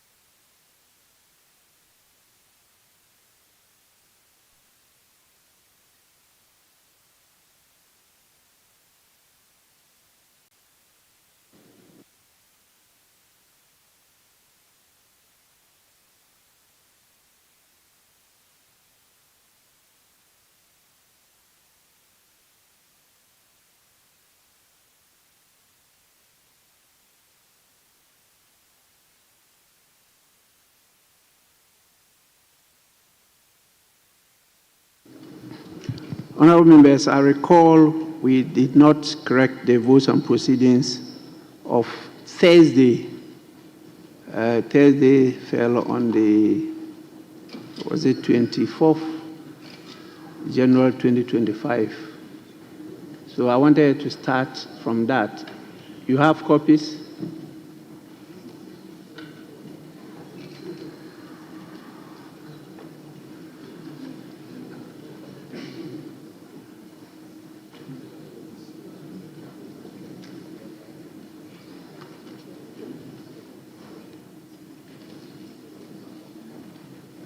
Mr. Speaker, I can see electronic versions of the votes and proceedings for Friday, 31st of January 2020.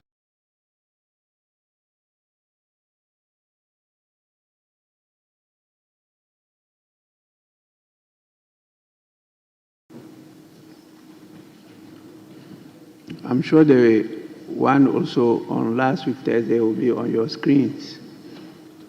Maybe how to access it will be your challenge. But I agree we can start with the votes and proceedings of Friday, 31st January 2025. Page 1. Page 2.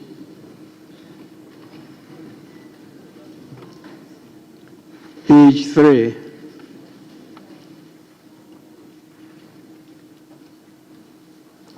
Page 4.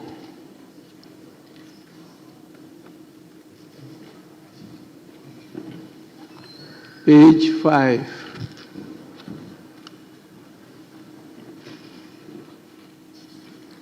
Page 6.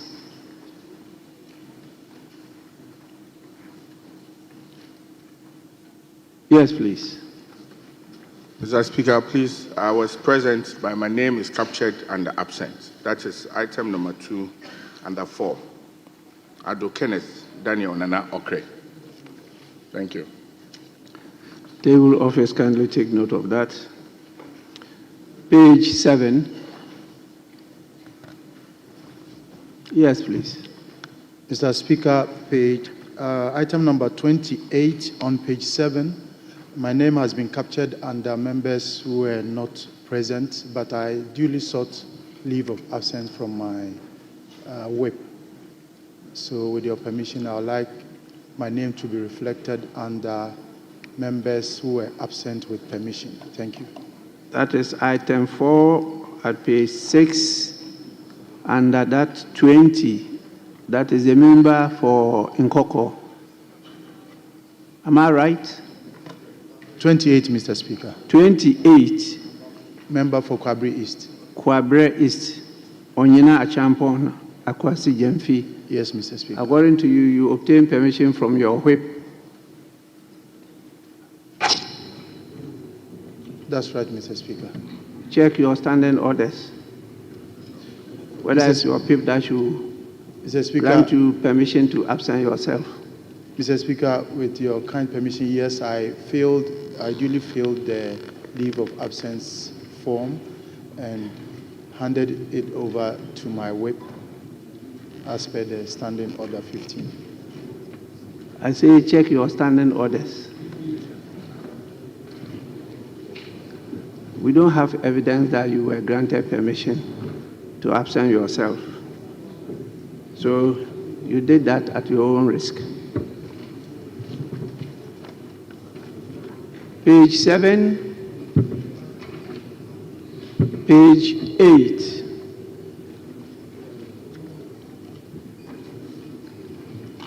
Page 9,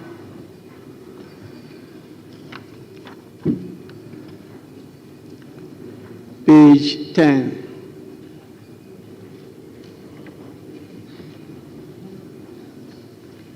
Page 11,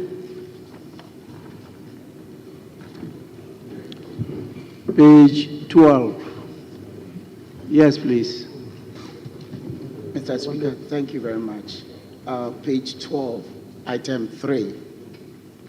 Further down, XII, in attendance, Dr. Freche Asamoah has been captured again under page 13 because item 3 is together, both are page 12 and page 13. When you go to page 13, it will be captured again under XXXIV.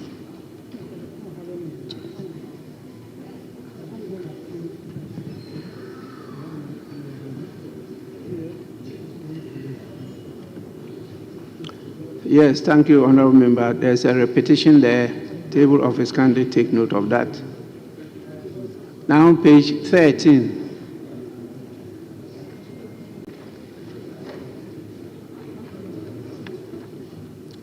Page 14.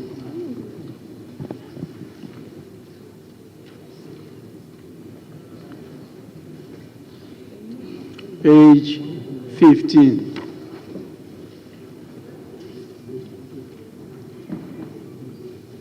Page 16.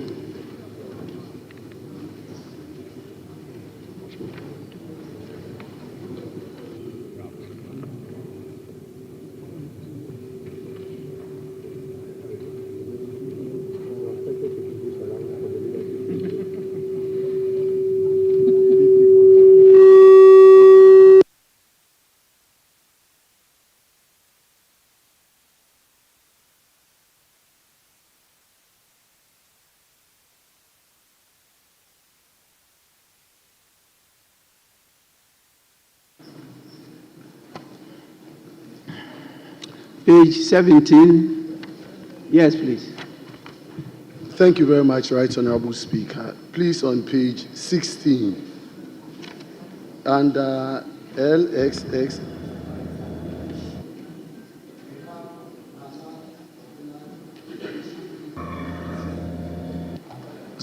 Nana Kobna Inketia, they made it Inkotia, and he's also the Omahini of Esikado traditional area, not Usikado. So if table office can take notice. Thank you.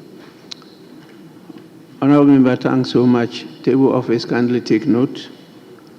Page 17. Page 18. Page 19. Yes, please. Mr. Speaker, on page 19, I just want to seek clearance from you and your guidance, because if you look at item 2 on the appointment committee attendance, you see members' names mentioned, and then 3 in attendance.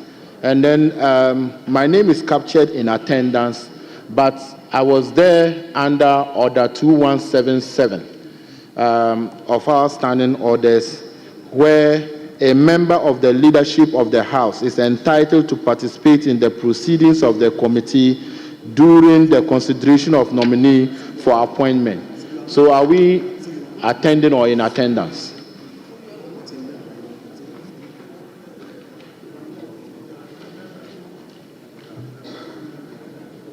You quoted Order 2. Order 217. Yeah, 2177, but I've been guided by my leader, Mr. Speaker, so I withdraw that.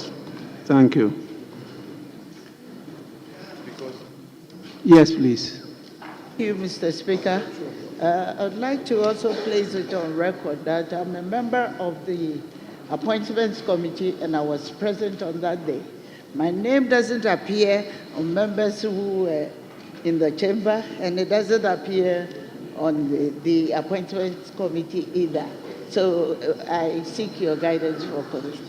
So I call on the table office to correct it. Thank you. Which page are you talking about? Page 19?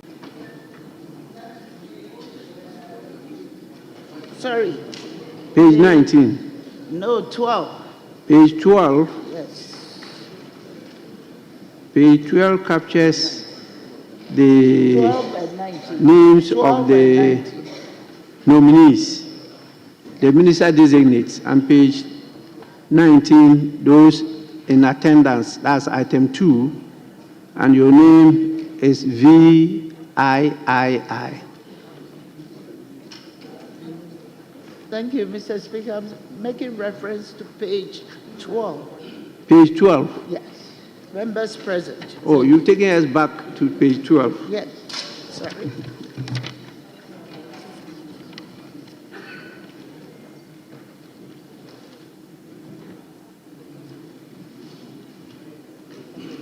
Mini page.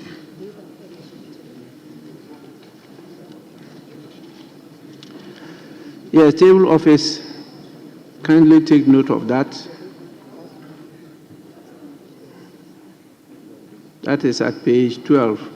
That's the Monday, 27th January 2025 meeting of the Appointments Committee.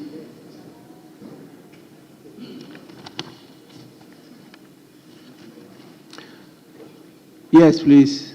Mr. Speaker, please can I take you back to page 7, item 26.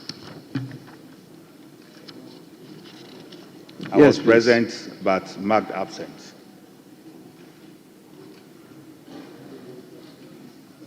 You are? I was present. Albert Nyakote. Item 26. Nyakote Albert Tete. Yes, Mr. Speaker. Yilo Krobo. Yes, Mr. Speaker. Okay. Table office, kindly take note. Page 20. Yes, please. Thank you very much, Mr. Speaker. On page 19, under 3 in attendance, VII, it should read Mrs. Abna Osei Asari, not Miss. Thank you. Is she present?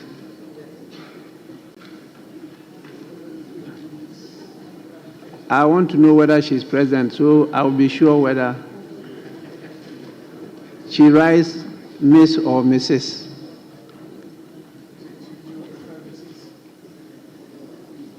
Mr. Speaker, it's always been Mrs. But you didn't object to it? Or it meant that you were not focused on it? I guess so. Table office kindly capture the correct rendition. The title is Mrs. Page 20, page 21, page 22. Yes, please. Thank you, Right Honourable Speaker. Page 22, item numbered LXVIII. Mr. Kojo Jekedaku, Member, Elections Directorate, National Democratic Congress. His Kojo is spelled K-W-A-D-W-O, not K-O-J-O. Thank you, Right Honourable Speaker. So his is Kwajo.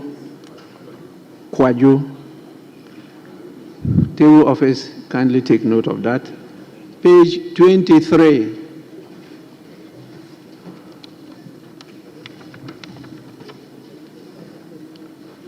Page 24.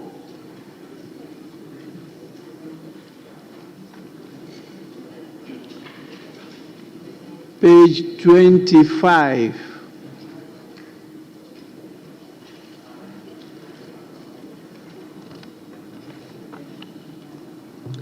Page 25, yes. Right Honourable Speaker. On page 25, I remember on that day I was part of the committee. I had the opportunity to even ask Honourable Mutala some questions, but I've realized that my name doesn't show as appearing. And so if the table office can correct that for me. My name is John Darko.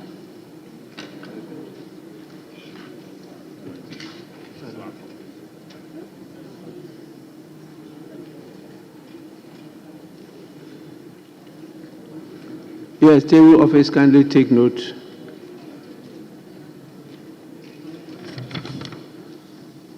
Page 26,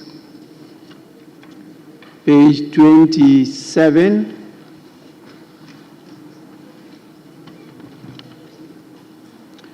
page 28.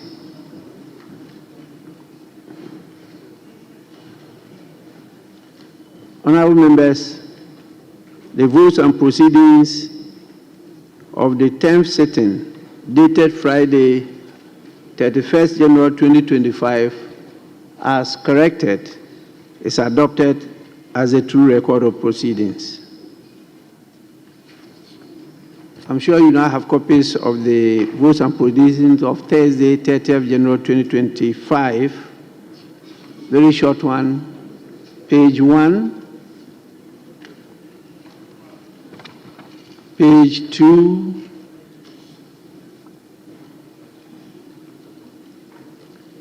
page 3.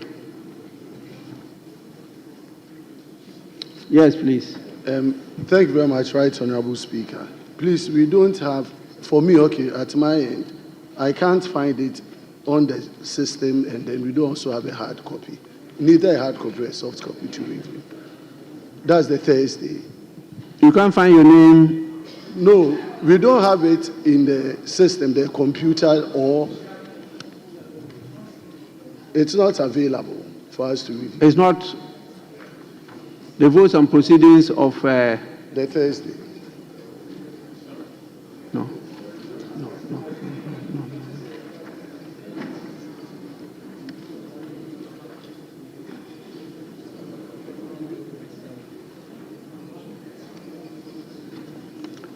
Well, then we'll leave that until the right time when members have copies. So, honourable members, let's take the official report of Friday, 24th January 2025. Any corrections?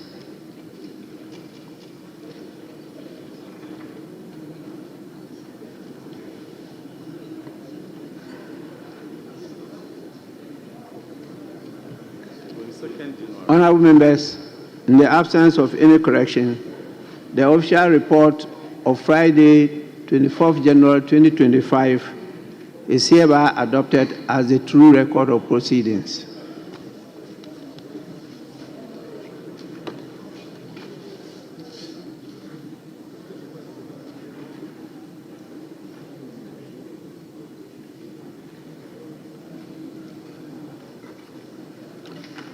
Honourable members, we move to item 7, statements.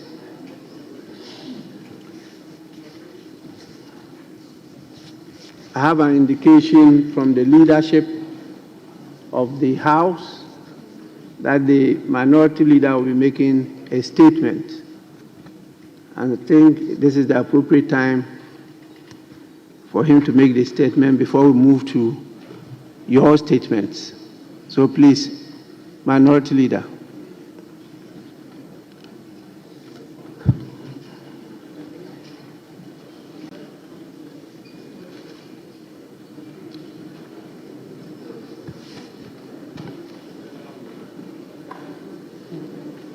Mr. Speaker, thank you for this treasure space to make this statement before you and my colleagues.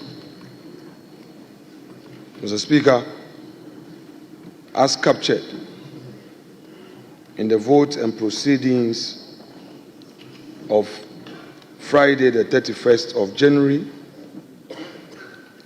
paragraph 5 and page 7, you had cause to deliver a formal communication.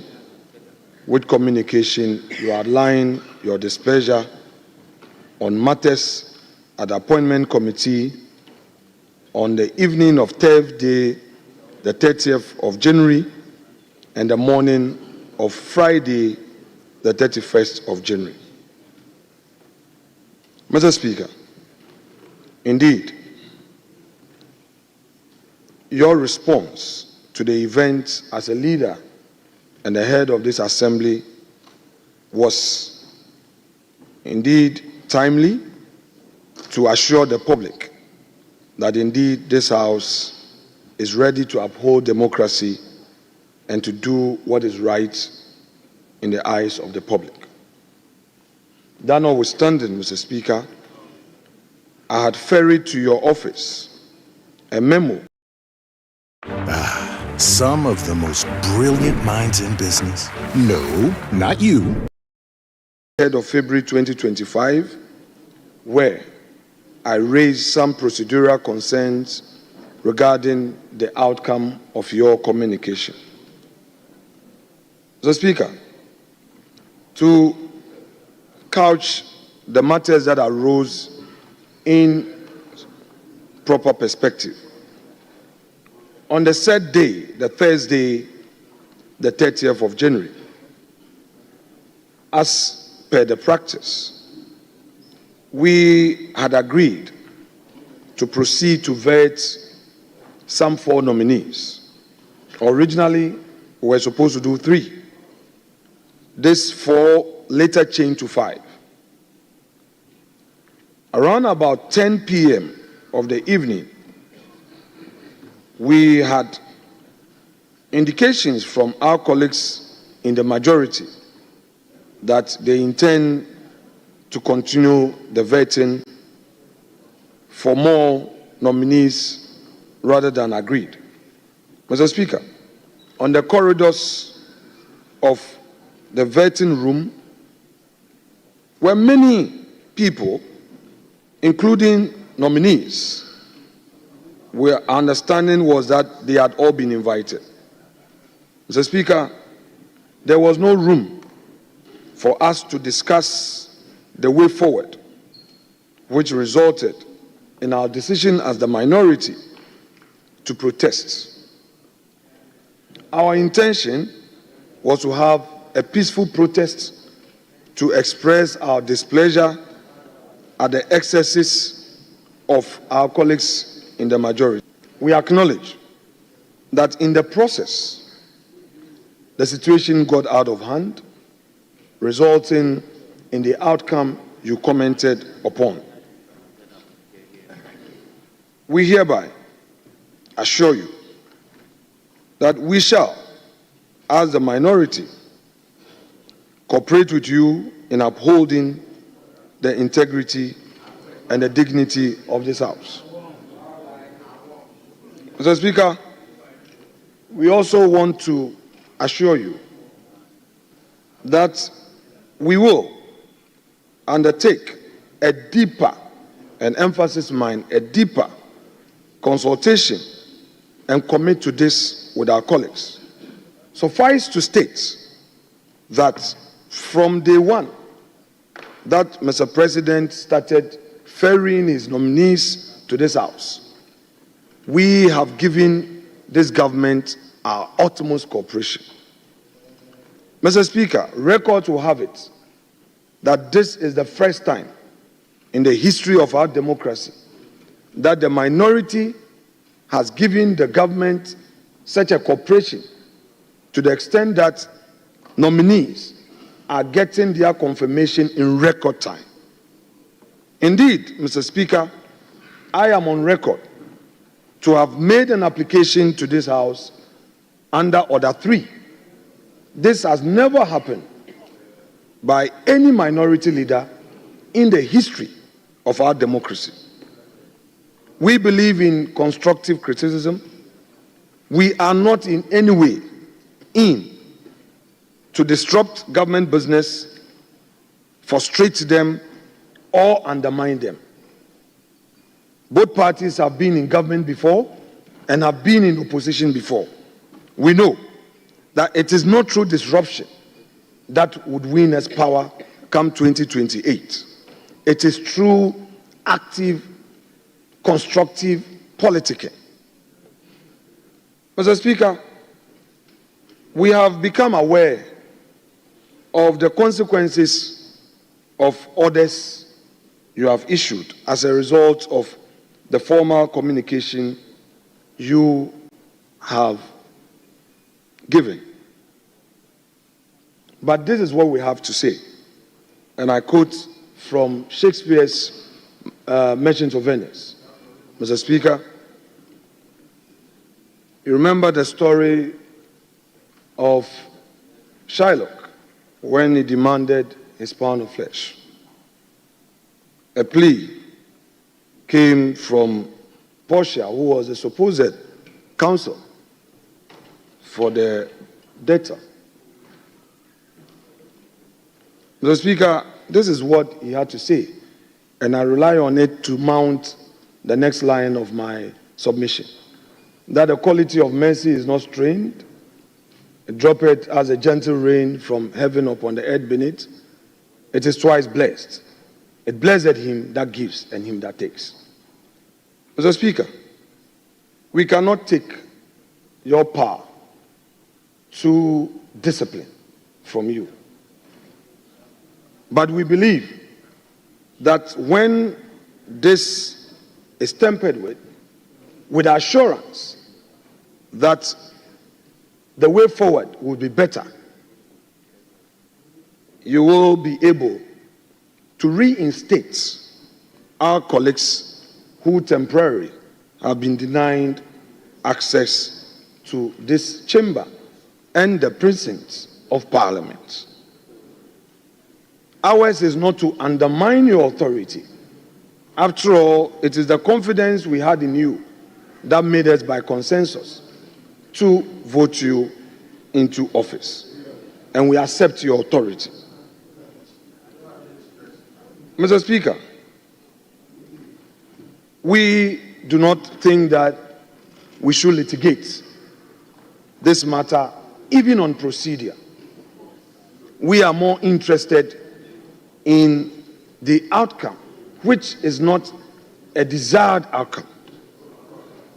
Today, I, on behalf of my caucus, would want to assure the public that such an action will not be seen in the public space again.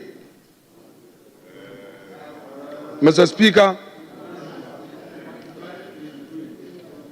I take full responsibility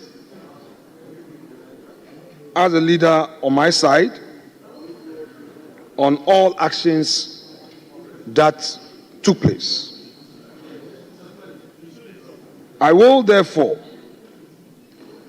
conclude by inviting you, Mr. Speaker, to, in the circumstance and with assurances given, to consider a rescission of the decision you communicated to the House, as well as all consequential matters thereto. Mr. Speaker, without more, I shall thank you for hearing me and resume my seat. Thank you very much.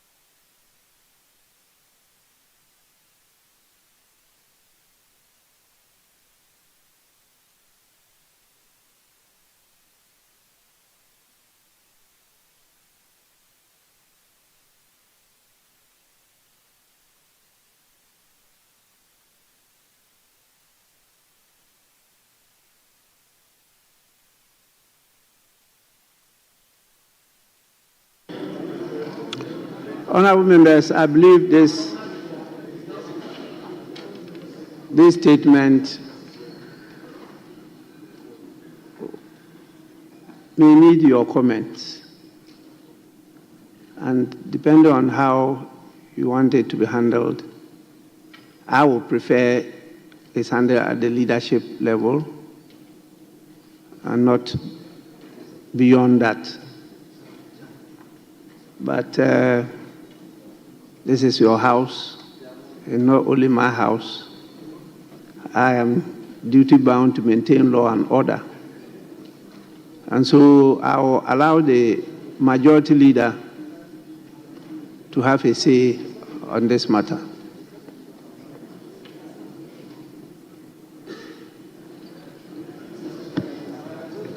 Mr. Speaker,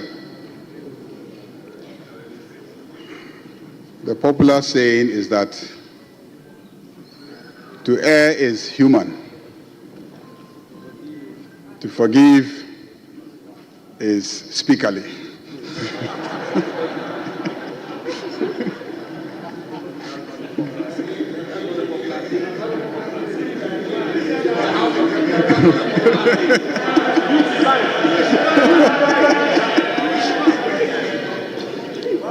Mr. Speaker, as you can see, I have replaced divine with speaker. That elevates you to an almost godly stature. My colleague, the minority leader, has spoken. He has recounted the happenings of Thursday and Friday. So, Speaker, it is a fact that the first time His Excellency John Dramani Mahama nominated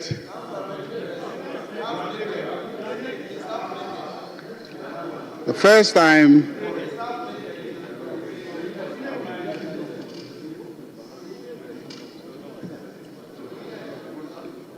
the first set of ministerial nominees were announced was on the 9th of January 2025. Today, Mr. Speaker, is the 4th of February 2025. We are not yet even 1 month into the administration of His Excellency John Dramani Mahama. But, Mr. Speaker, we have vetted and approved a number of ministers, but overall, we have vetted and by the close of today, would have approved 42 ministerial nominees out of 60. The reason why we are even at 42 is because since Friday, we have not yet received any additional nominations. So in effect, we have finished vetting and hope to conclude the approval of 42 nominees to ministerial appointments. As a matter of fact, all those who have been nominated to serve as the cabinet of the government have actually been vetted and some approved by this House. This is a record performance that this House should be proud of itself. And we have done so in spite of the theatrics and the drama, with the cooperation and support of our colleagues on the minority side. If in the process there have been some incidents, they are regrettable. And so, Mr. Speaker, I will support the appeal of my colleague, the minority leader, that you temper justice with mercy. I agree that your decision to suspend some colleagues was timely, and I believe that it has been understood by the generality of Ghanaians as a step that restored the image of this parliament. And so, Mr. Speaker, I believe that your action has achieved its objectives. But as you can see, our colleagues are remorseful. Our colleagues accept your decision in good faith. And our colleagues are appealing to you to review your decision to suspend your suspension, to reconsider your decision to suspend. Mr. Speaker, it is not only members of the minority side that were suspended. In fact, the chief whip of the majority side was also suspended. So clearly, the conduct was on both sides. And I also, on behalf of my side, appeal to you to reconsider your decision and lift the suspensions so that our colleagues can join us, whilst the other measures that you are putting in place so that long term we can ensure the orderly conduct of business in this House is achieved. Thank you very much, Mr. Speaker.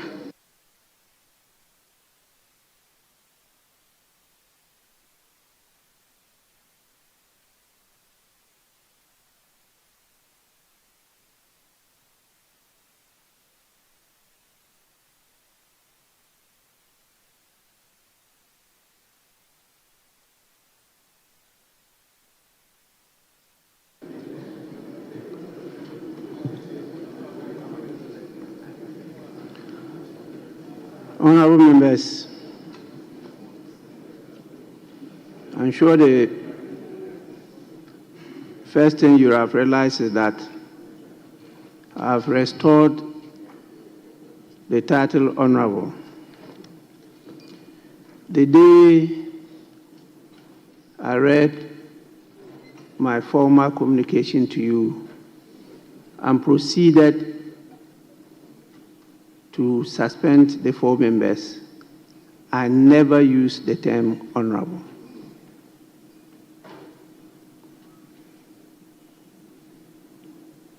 I have done so now because your leaders actually came to me to plead that I temper justice with mercy.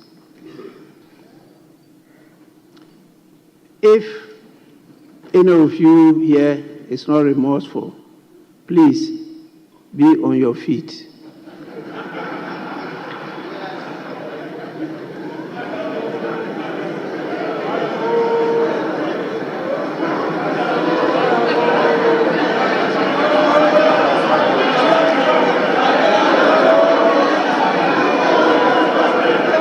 Honorable members,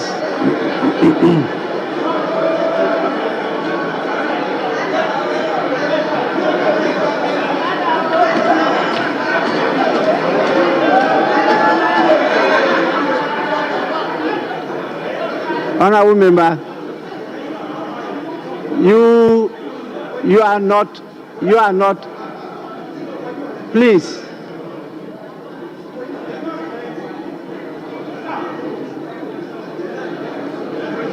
Honorable member.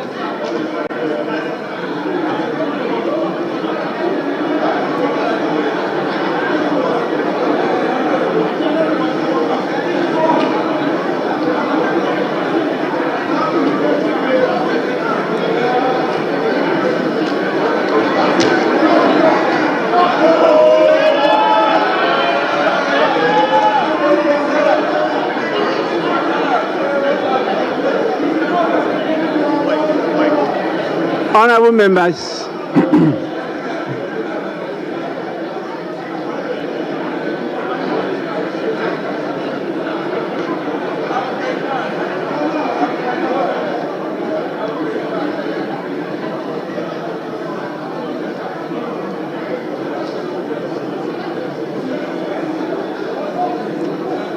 it's important,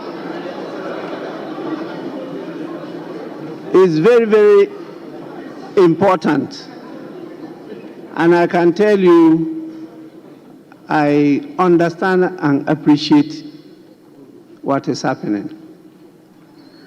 This house is often referred to as a house of might and majesty.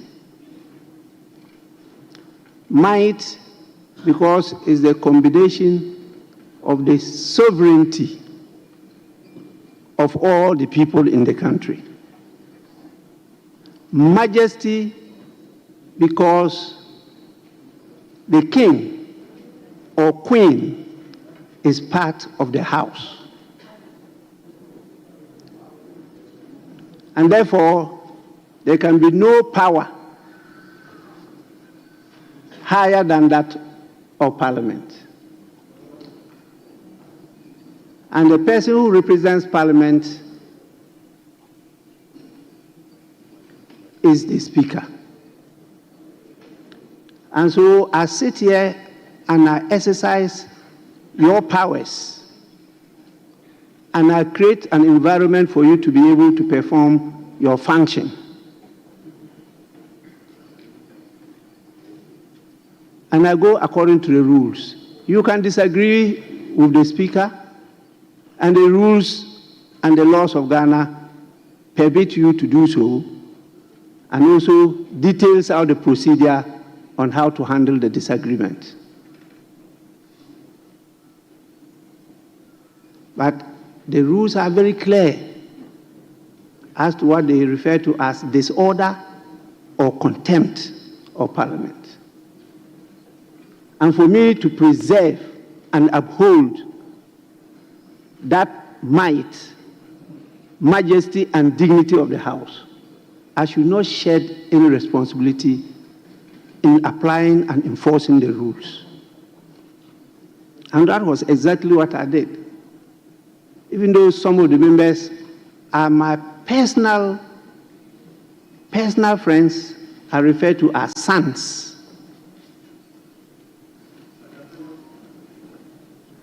So please, you can ask your leaders when they approach me with this. Yes, as a father,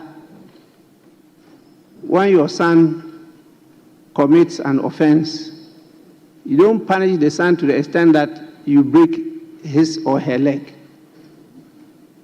That becomes a big problem for you, the father. And nobody is perfect. We are all fallible. So I listened to the apology, and here it was repeated by the minority leader for and on behalf of the members of the caucus, and supported by the majority leader.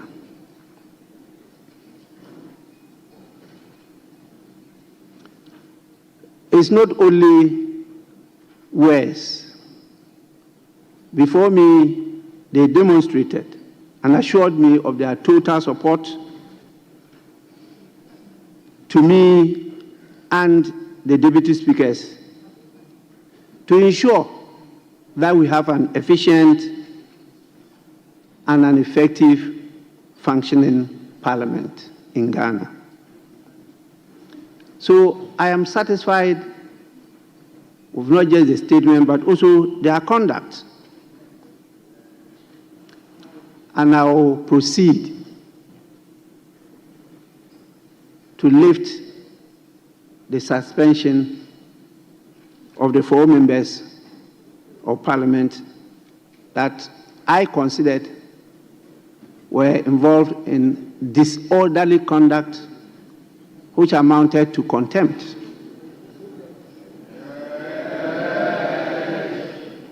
The rules are very clear, and I did refer to them and stated clearly that because we are in the transitional mood, we will not be able to put committees in place, including that of the Privileges and Immunities Committee. And the standing orders grant me the power and authority to do what I did. And clearly, the jurisprudence are very clear that when contempt is committed in facie curia, you don't proceed to set up another committee or court or whatever to investigate and submit a report. And so I referred to the one in Parliament. My very good honorable member, you are at liberty, even after this, to proceed anywhere. I have no problem meeting you in court, but that's where I was farming for many years before I became a member of Parliament. So I have lifted the suspension order, and I do so instantly, and it takes effect immediately. The honorable members so affected are permitted now to enter the presence of the House. I must say that they complied. They actually complied with the orders. And the standing orders are clear. And presence of Parliament is defined. And we have the men and women to enforce the law. And they actually did enforce the law. So I want to commend the members and also the law enforcement agencies, Marshal's Department, the police service, for their support.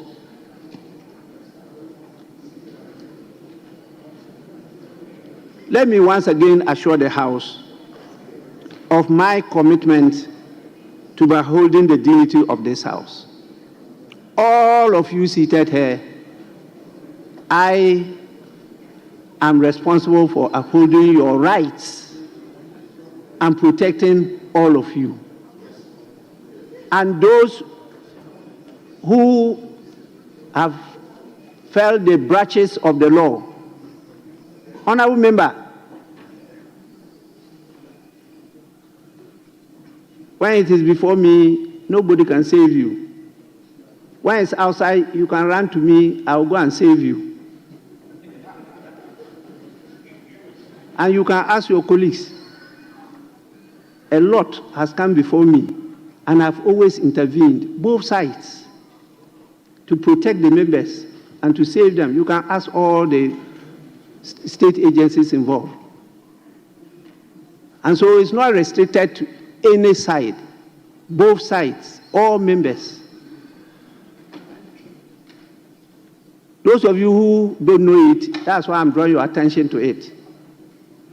When you get into any of those challenges and you draw the attention of the office of the Speaker intervenes.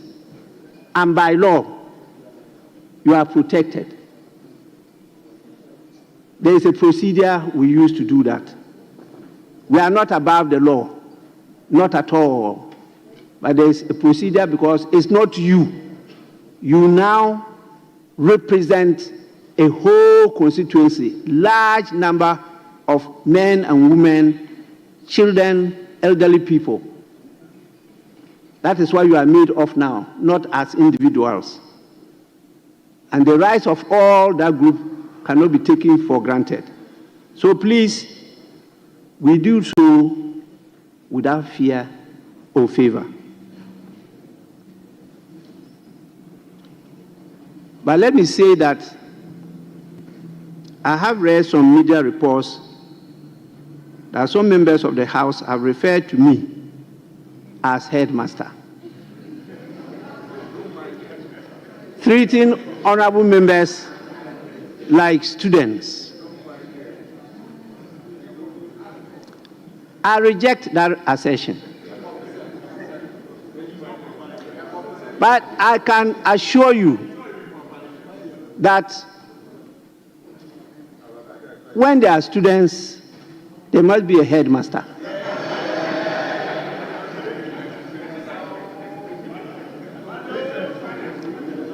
If you don't have a headmaster, you know what is going to happen in the school. The former Minister of Education is nodding his head. But I'll end by saying this, which is better captured in Latin. It says, qui multum datum.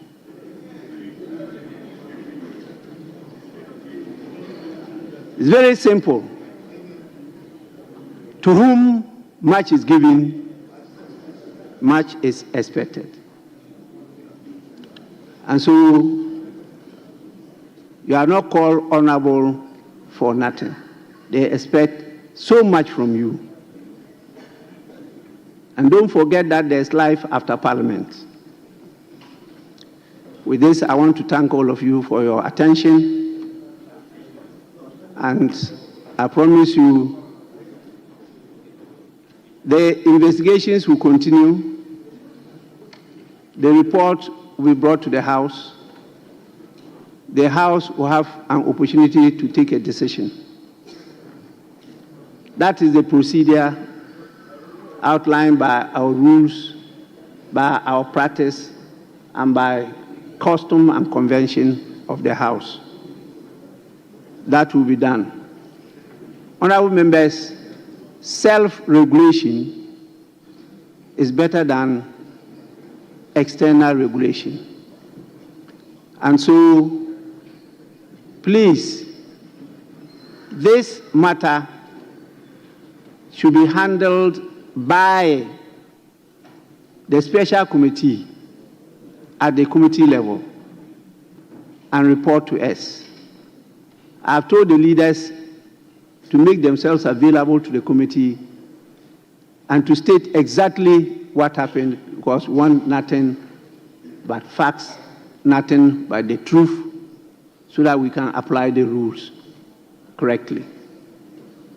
I urge the committee not to make it a matter of public debate. What you know here is not known by the public. What you do here is also not known by the public. And so when you rush to the public, one word can confuse the whole country. But that word will be understood differently in this House. We still have a lot of work to do with our partners outside this House. A matter of education, a matter of advocacy, and we'll focus on it. So I thank you all, and please, let's continue to work together as a family. Thank you so much.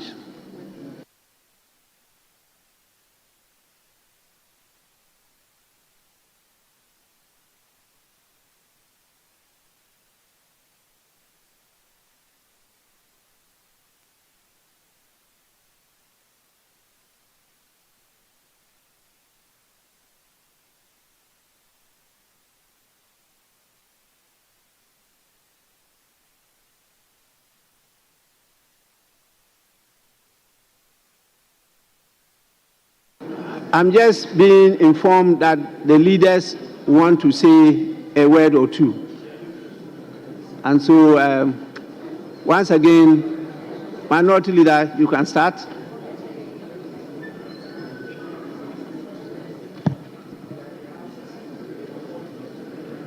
Mr. Speaker, I convey the gratitude of the Minority Caucus on your final decision in these matters. We reiterate our continuous cooperation and believe that the gesture thus far shown by you and that of my respected senior colleague and senior at the bar who leads the House, we will make things better, and that we would have a big stomach to accommodate ourselves, especially we sitting to your left, the minority. Thank you very much, Mr. Speaker.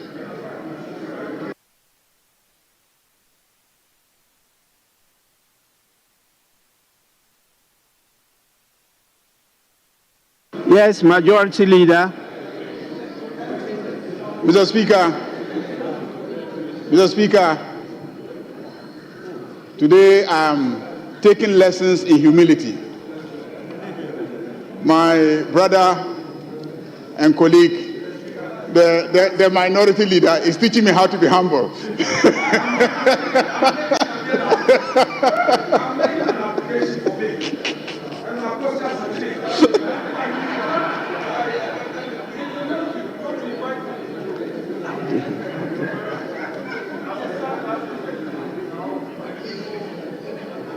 Mr. Speaker, we thank you very much for your magnanimity and considering our appeals and lifting the suspension on our colleagues. We want to assure you that we will be of good behavior going forward, and your appointments committee, I believe, will function in a better atmosphere. Mr. Speaker, there are a few other things that I will bring to your attention.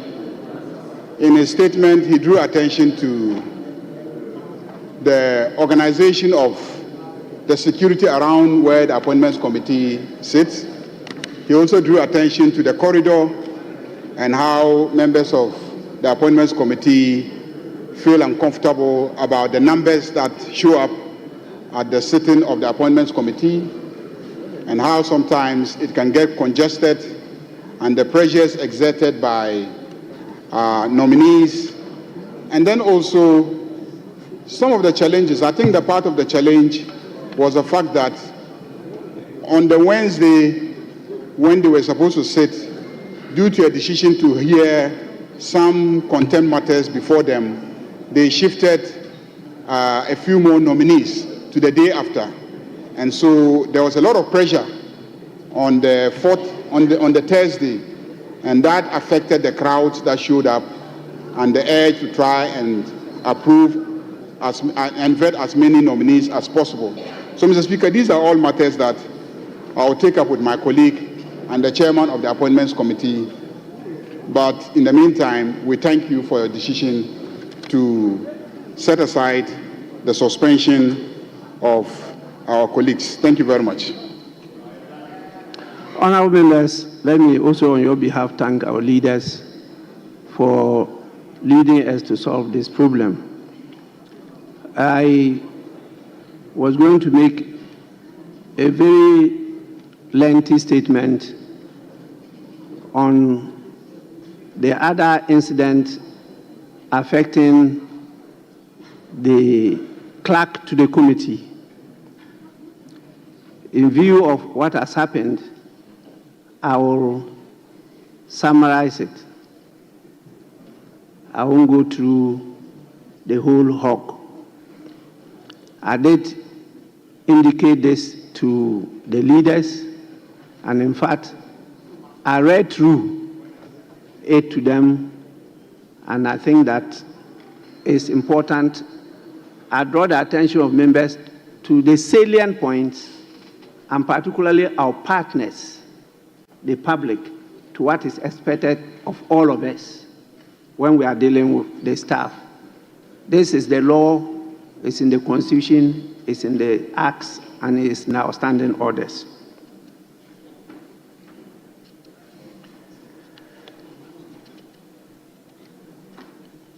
Once again, I make this statement to address conduct of some members of the Appointments Committee at a recent committee meeting and on various media space in the country. You recall the incident that we just referred to in what the majority leader referred to as an application for bail, and how it's usually submitted by counsels before a court. After my statement that day, that was Friday, my attention was drawn to this incident. And as the Speaker of the House and Chairman of the Parliamentary Service Board, I strongly condemn that incident. The clerk to the Appointments Committee is a public servant and should not be dragged into the failure of the members of the committee to resolve their differences. This clerk has worked with us for 19 good years, and she is one of the best clerks that we have had.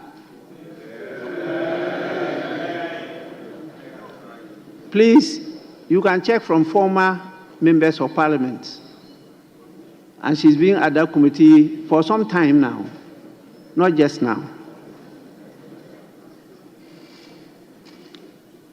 As clearly stated in the standing orders of Parliament, a clerk to a committee is the administrative head of the secretariat of the committee and is the procedural and technical advisor to the chair and the committee.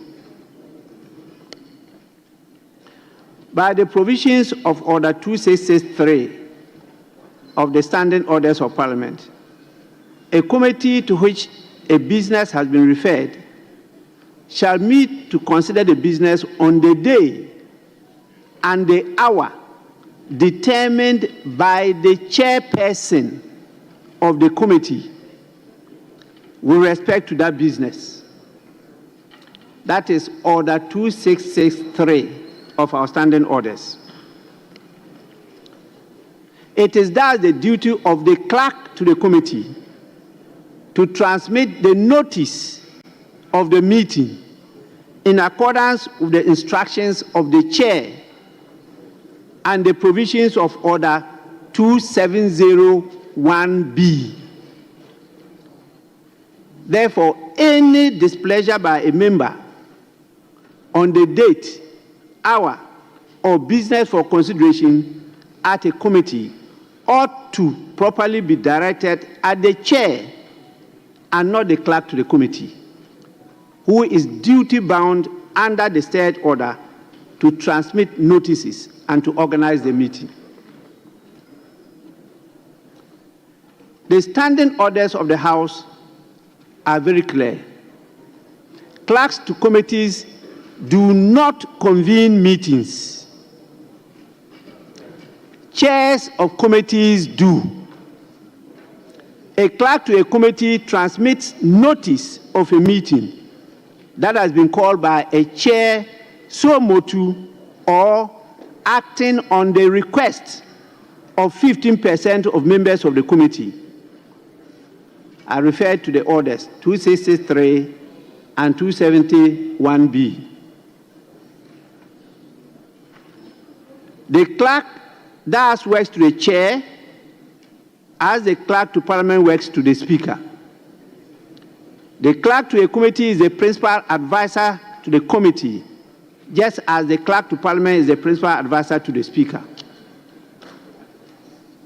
Even if the clerk had erred, subjecting her to public ridicule and humiliation, where she had no opportunity to respond, was entirely inappropriate. Where an error is alleged to have occurred, we must be civil and careful in drawing the attention of the appropriate authorities to it, and not fall for the temptation to drag the name of an officer into disrepute.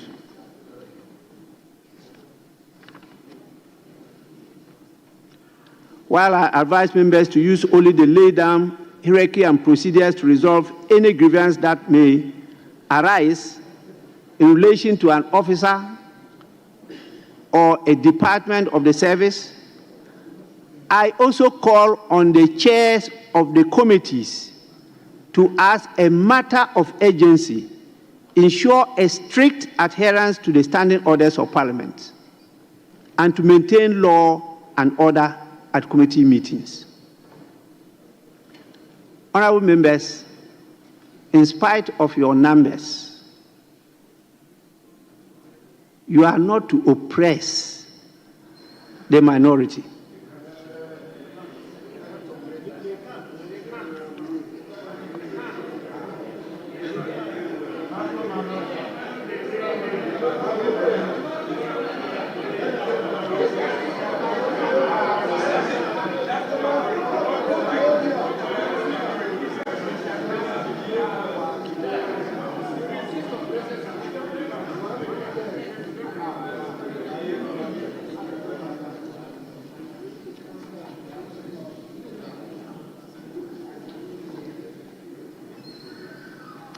I don't know how many of you are old enough to collect the boxer called Sule Shitu. You are old enough to recollect Sule Shitu.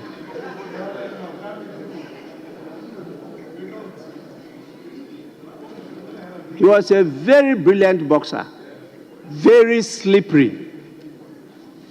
But he was what? Featherweight. Very light, nimble-footed, and he thought he was strong.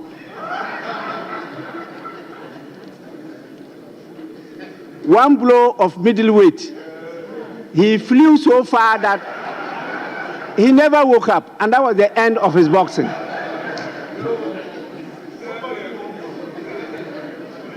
I don't want anybody to commit suicide, so we'll leave it at that.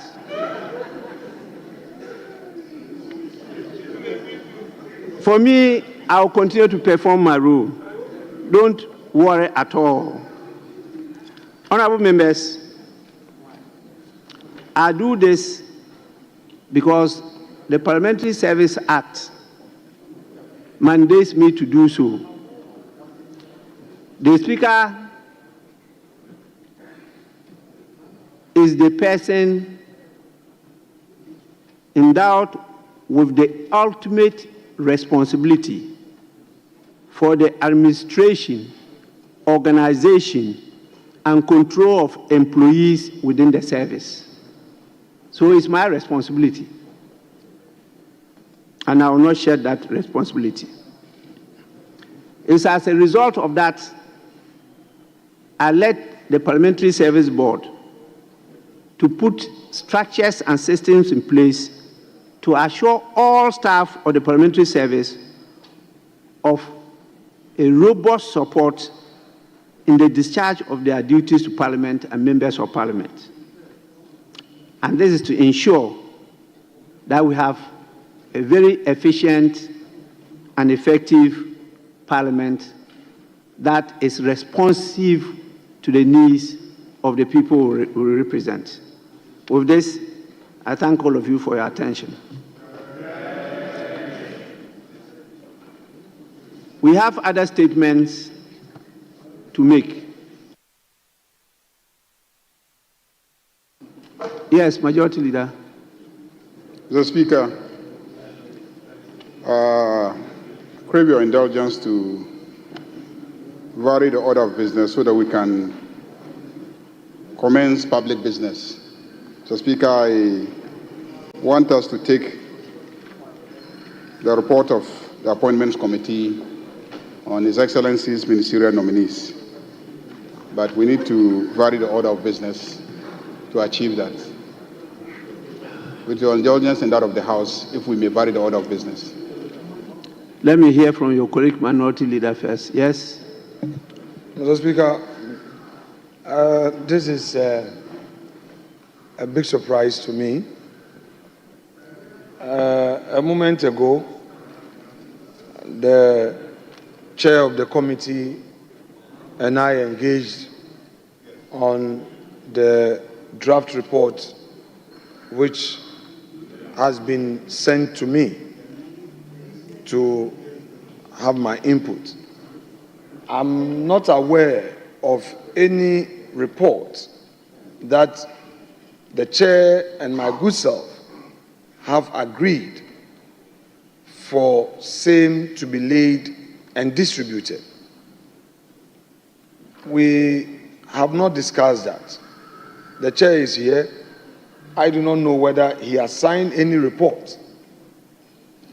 So maybe the respected leader of the House may give us further information on his application. Thank you, sir.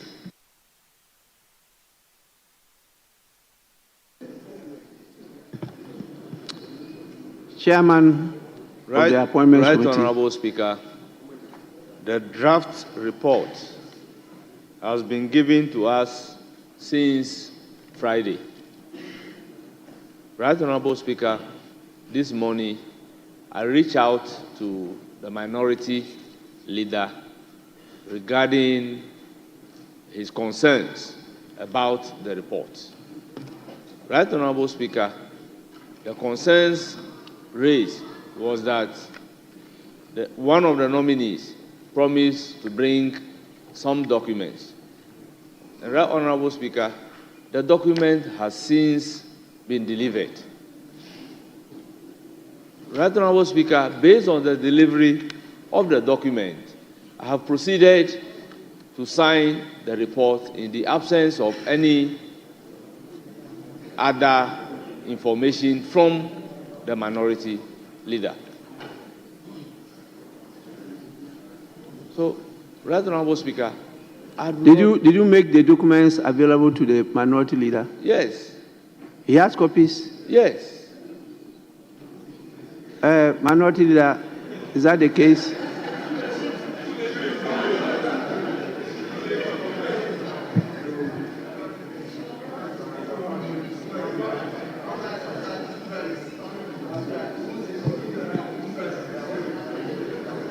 Mr. Speaker. Honorable members, please. Mr. Speaker, we can only make progress if we act in good faith.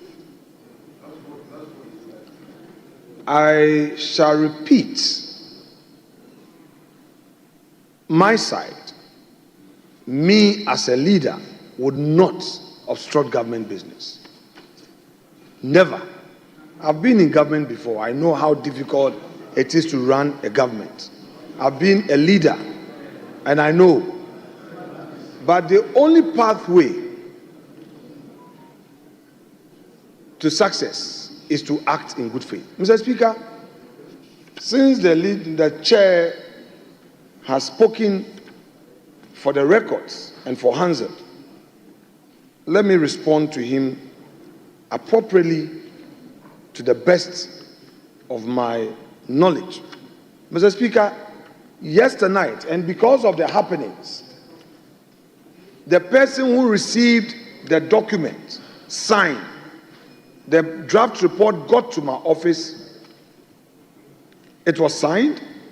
I called, I invited our clerk, and I have my text messages as evidence. I invited her to come so that together we can sit and discuss the issues.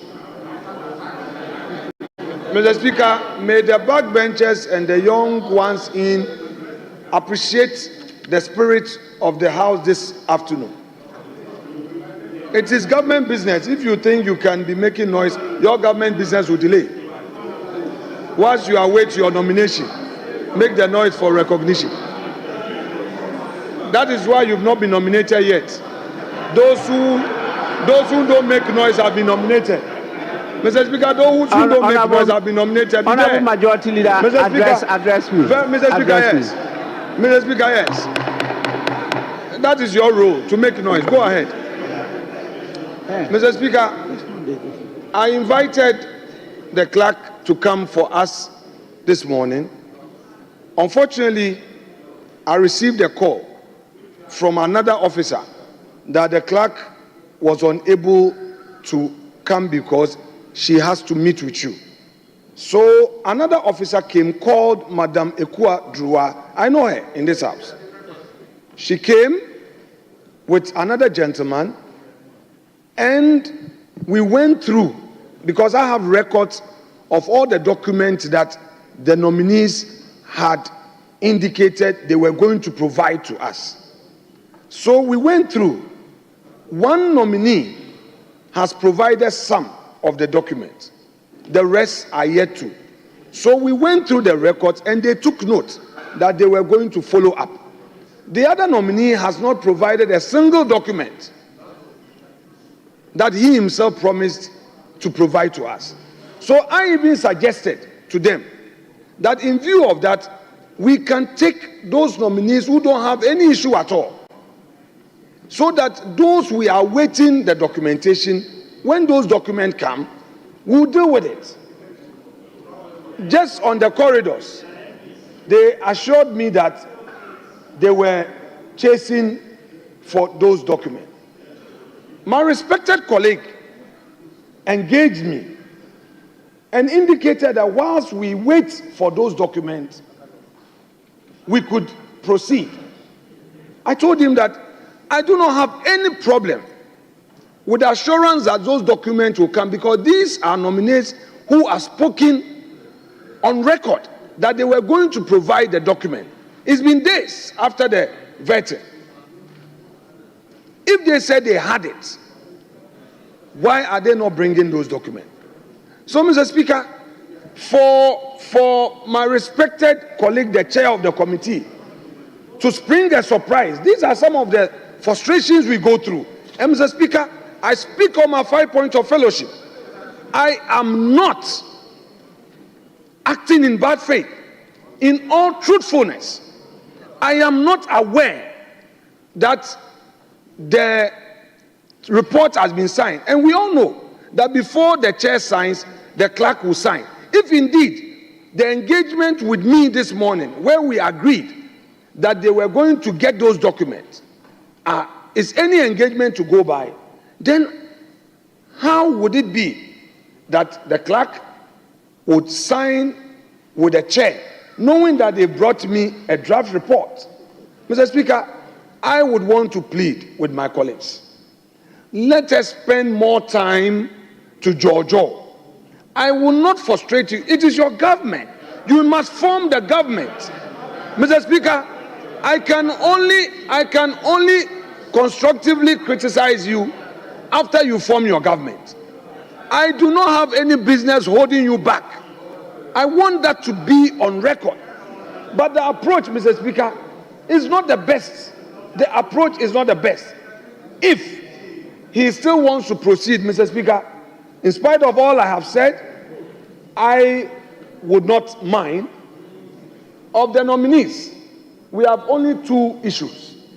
We are voting, we are taking you through a secret ballot on two nominees. And I've indicated to you, the Honorable Sam George and Honorable Ablakwa. All the others, can I finish? Can I finish? All the others, by consensus, we don't have a problem. However, those documents that they promised bringing to us must be available. That is the only condition. I don't have any other problem.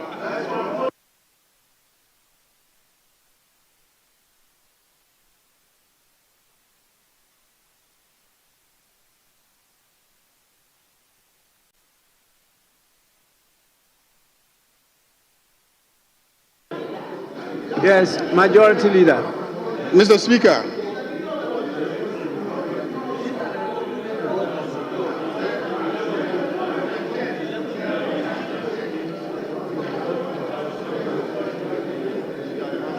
Mr. Speaker. Yes. Mr. Speaker, our standing orders are very clear. Order 285 deals with reporting. Mr. Speaker, the chairperson or a member of the committee is authorized to present the reports of the committees to this House. Mr. Speaker, there is a report, the chairperson of the committee, and we're seeking to have that laid so that we can take it today. Mr. Speaker, I am aware of the matters that are being discussed. And in fact, and in truth, the minority leader has discussed those matters with me. He has indicated that he has no objection to the reports except that during the vetting, 2 nominees promised to present certain documents to the committee, and he has not seen those documents. Subsequently, he confirmed that 1 has brought some documents, and he has no problem with the one who has brought the documents, but that 1 of them has not brought the relevant document that he requested for. I had a response for him also. I told him that in my opinion, the document that he is asking for cannot stand between us and approving that nominee. That document, in my opinion, cannot stand between us and approving the nominee. And in any case, Mr. Speaker, when the committee met, at the close of the sitting of the committee took a decision on all the nominees. The committee did not say that they were suspending decision on any particular nominee pending that nominee submitting any document. And the decisions were taken before the full glare of Ghanaians. On television, the media were present, and they captured the moment when the decisions were taken on each and every one of the nominees. And no decision was conditional. Mr. Speaker, it is true that the minority at that time had left the sitting of the committee because, in their opinion, your directives on Friday, they misunderstood to mean that the appointments committee should cease to exist. And therefore, since you had decided that the appointments committee should cease to exist, they were not going to participate in an illegality. And so they walked out. I tried to explain to them that I was in this chamber when you communicated to this House, and you did not say that the appointment committee should cease to exist, and therefore you were calling for an urgent meeting to reconstitute the appointments committee. They persisted in their understanding of what you were purported to have done, and they left the sitting of the appointments committee. The committee continued working, and the committee considered all nominees. And at the end of the consideration of all nominees, the committee decided to put the question on each and every one of the nominees before the cameras. Normally we do it in camera, but on this occasion, in order to be very transparent, and accountable. The chairman of the committee decided to put the question before the journalists, and the journalists captured the entire exercise. And no nominee had his or her approval subjected to the provision of any document. So if after you have left the committee, and the committee has already taken a decision to approve all of them by consensus, you will come and say that you don't agree and they must submit some documents, I will not accept that. So you can come to the chamber and you can say whatever you want to say, but I am standing my grounds, and every single one of those nominees will be approved by consensus in this chamber. I communicated that to my brother on the other side. So we agreed that he should come and say whatever he will say, and I will have my say. So, Mr. Speaker,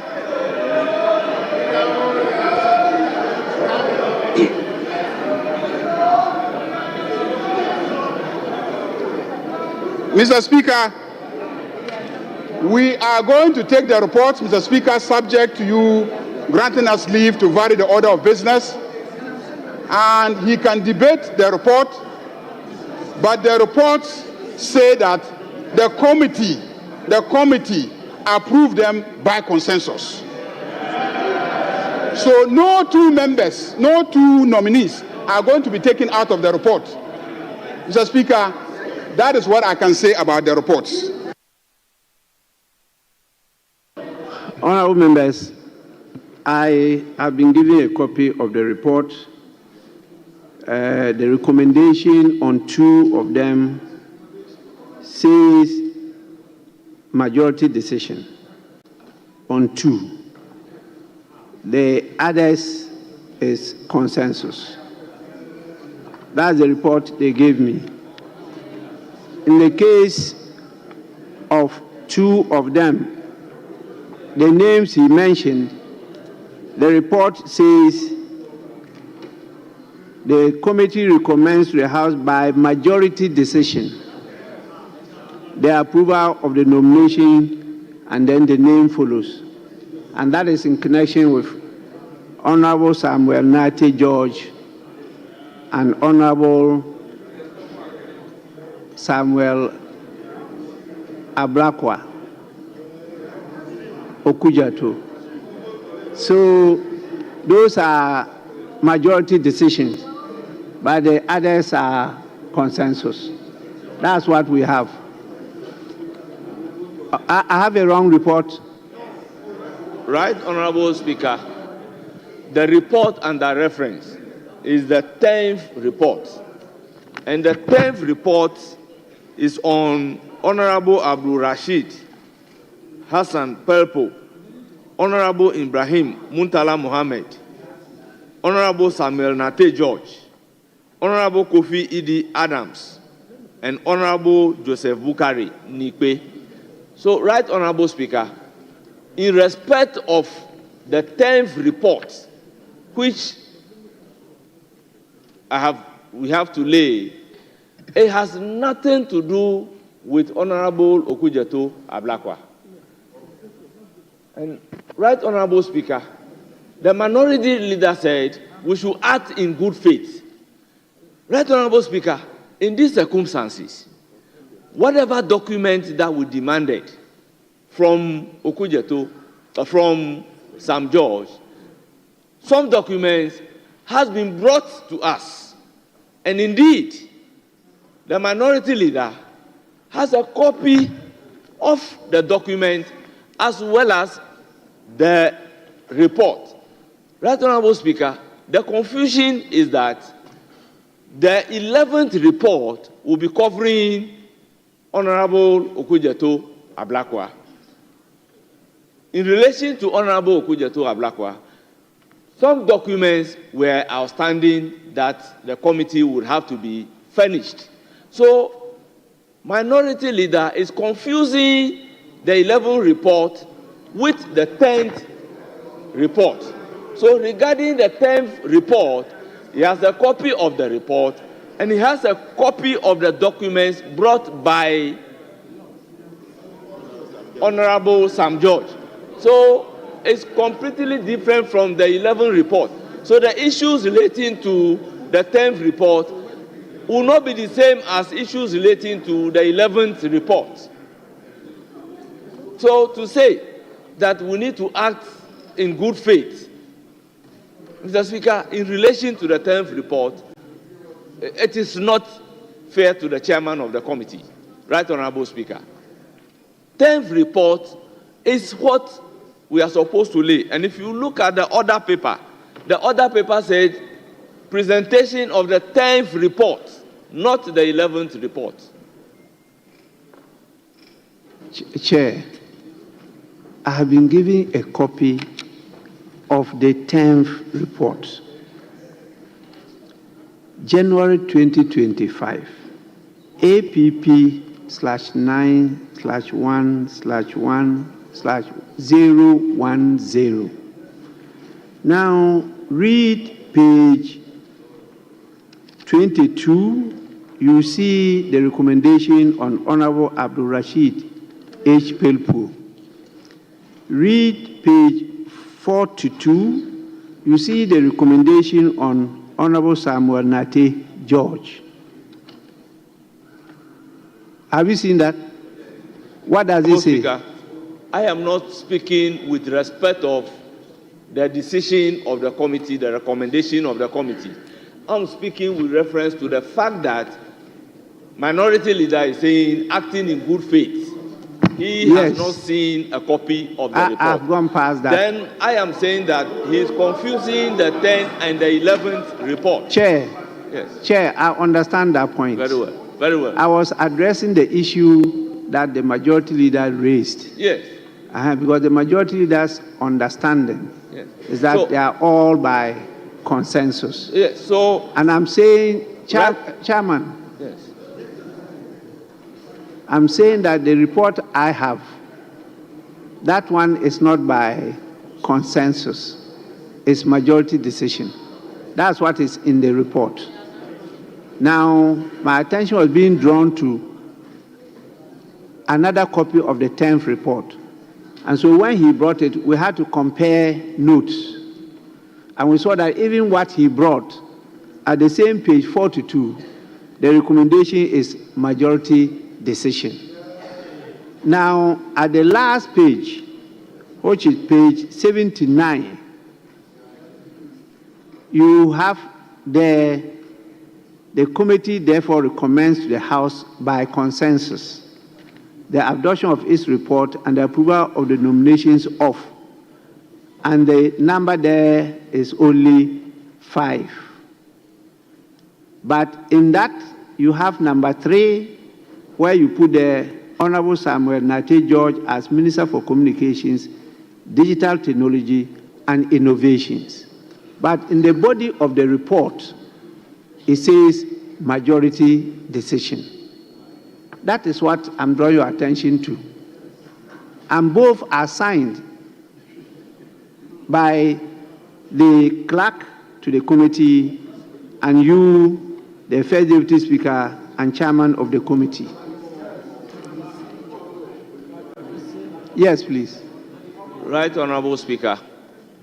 The decision of the committee, per the report that I am holding, the minority has reached out to us that Honorable Sam Nate George would be a majority decision.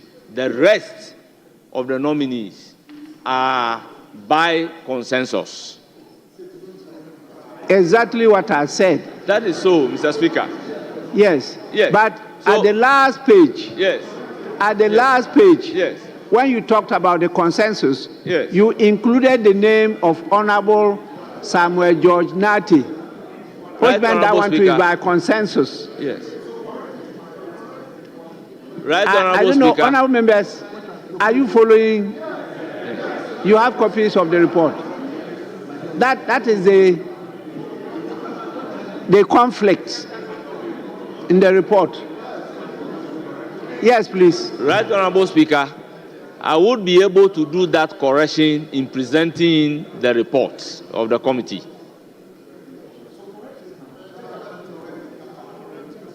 Now, members, I'll allow the chair of the committee to present the report and do the writing as we always do by correcting the contradiction.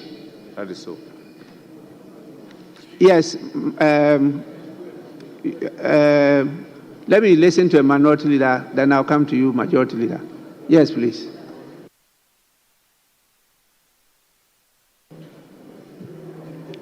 Mr. Speaker,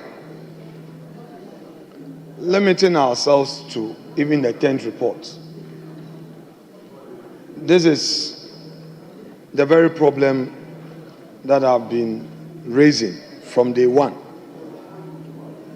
When the clerks reached out to me this morning, and we had a meeting this morning on the draft, the understanding reached was that they will engage our respected colleague, Sam George, to bring the rest of the document to enable us finalize the reports. That is the 10th report. Mr. Speaker, here is a situation that without reaching out to me again, we have our clerk co-signing the report with the chair. Mr. Speaker, let the record reflect that per the practice of this House, leaders of committees would always have to sign off before a committee report is finalized and brought to this chamber. It is only when the one side has given a firm indication of its intent that the issue of a minority report would arise. Mr. Speaker, this is not the case, and this is where I would want to reserve my comment on the actions of our secretariat in private. I wouldn't speak about the actions of the secretariat anymore in public. But Mr. Speaker, I am happy that the clerk to Parliament is in this chamber and is hearing us. It is a bit a challenge what is happening. Mr. Speaker, I beg to say that until all the information that the nominee himself has committed to providing are provided, until all those documents are provided, we cannot finalize a report. I have therefore no hesitation at all in saying that for Honorable Abdul Rashid Hassan Purple, Honorable Ibrahim Mutala Muhammad, Honorable Kofi Idi Adams, and Honorable Joseph Bukari Nikwe, we can take them because this is by consensus. We shouldn't allow one person's issue to stand in the way of other nominees we don't have a problem with. And in fact, let me publicly state this.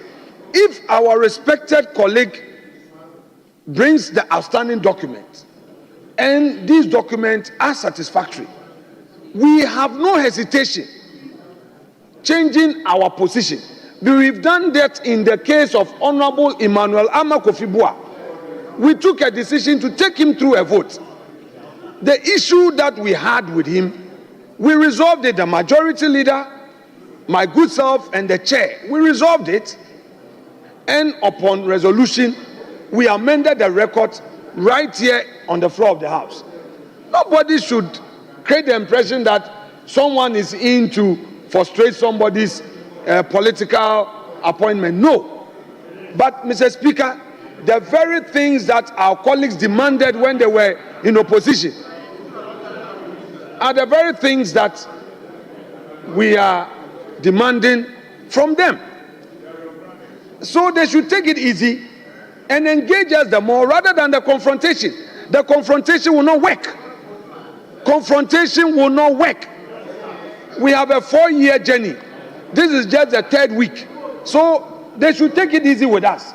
It's not the intimidation and the attack, the social media, that will get me, Kwamina, to be cowed. It will not work. I have seen all this before. So, but I want to do the work in a manner that you as colleagues will know that I respect you. I will not disrespect any nominee. After all, you are going to be our minister. But please, let the right thing be done in the interest of the nation. Mr. Speaker, that is all I demand. Yes, Honorable Minority Leader, please, Honorable Members, your standing orders are clear as to the preparation of report of committees. Is Standing Order 283. 283. And 2831 says members of a committee, including the chairperson, may present reports for consideration of the committee, and the report shall be recorded in the minutes of proceedings of the committee.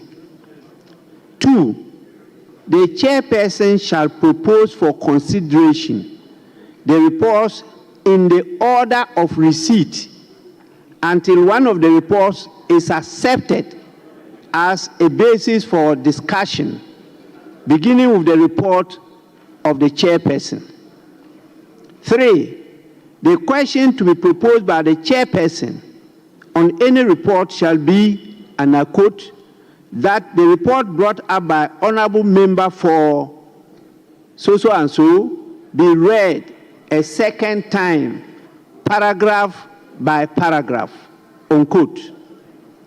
4, when the question has been agreed to, a question shall not be proposed on any other report, but portions of other reports may be offered as amendments to a report under consideration where they are relevant to the agreed report.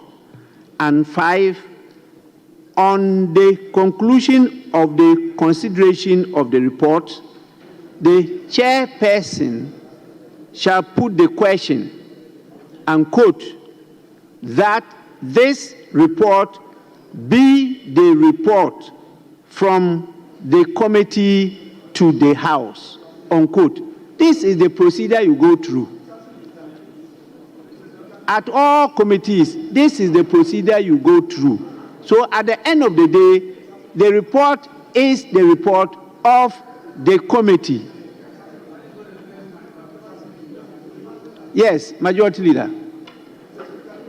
Mr. Speaker, indeed, that order governs the process of generating reports. Mr. Speaker, my colleague on the other side knows that we have never really complied with that mechanism. And indeed, Mr. Speaker, you know, it is new. It is new, and we are yet to begin to warm up to that process. But Mr. Speaker, I have heard my colleague on the other side, and I just note that this report has some inconsistency, because you have the main body of the report on one of the nominees saying that it is by majority decision, and then in the concluding portion of the report indicating that it is by consensus. So there's a problem with the report. So, Mr. Speaker, I will ask for a short suspension of sitting for me to engage with my colleague on the other side, so that we will correct the reports. We will correct the reports and build consensus, and come back to this House, Mr. Speaker.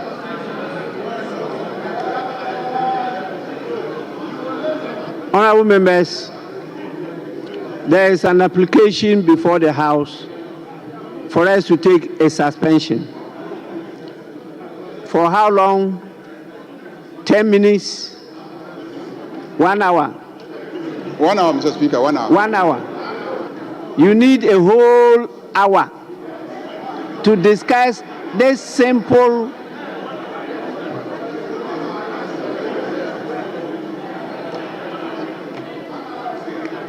Honorable members, 1 hour is okay, Mr. Speaker. I proceed to suspend sitting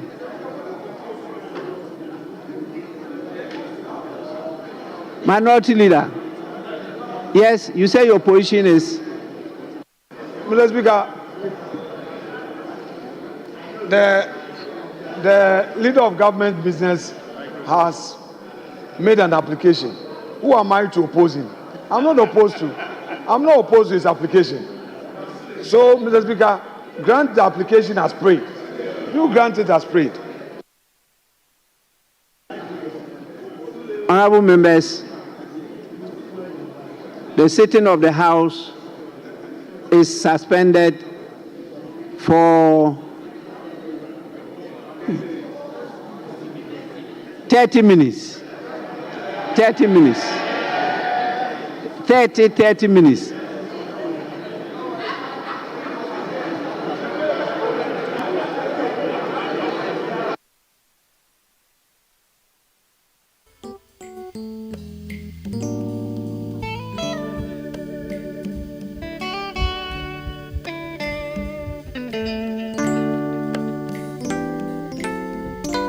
Following the proceedings from the House of Parliament, the House returned today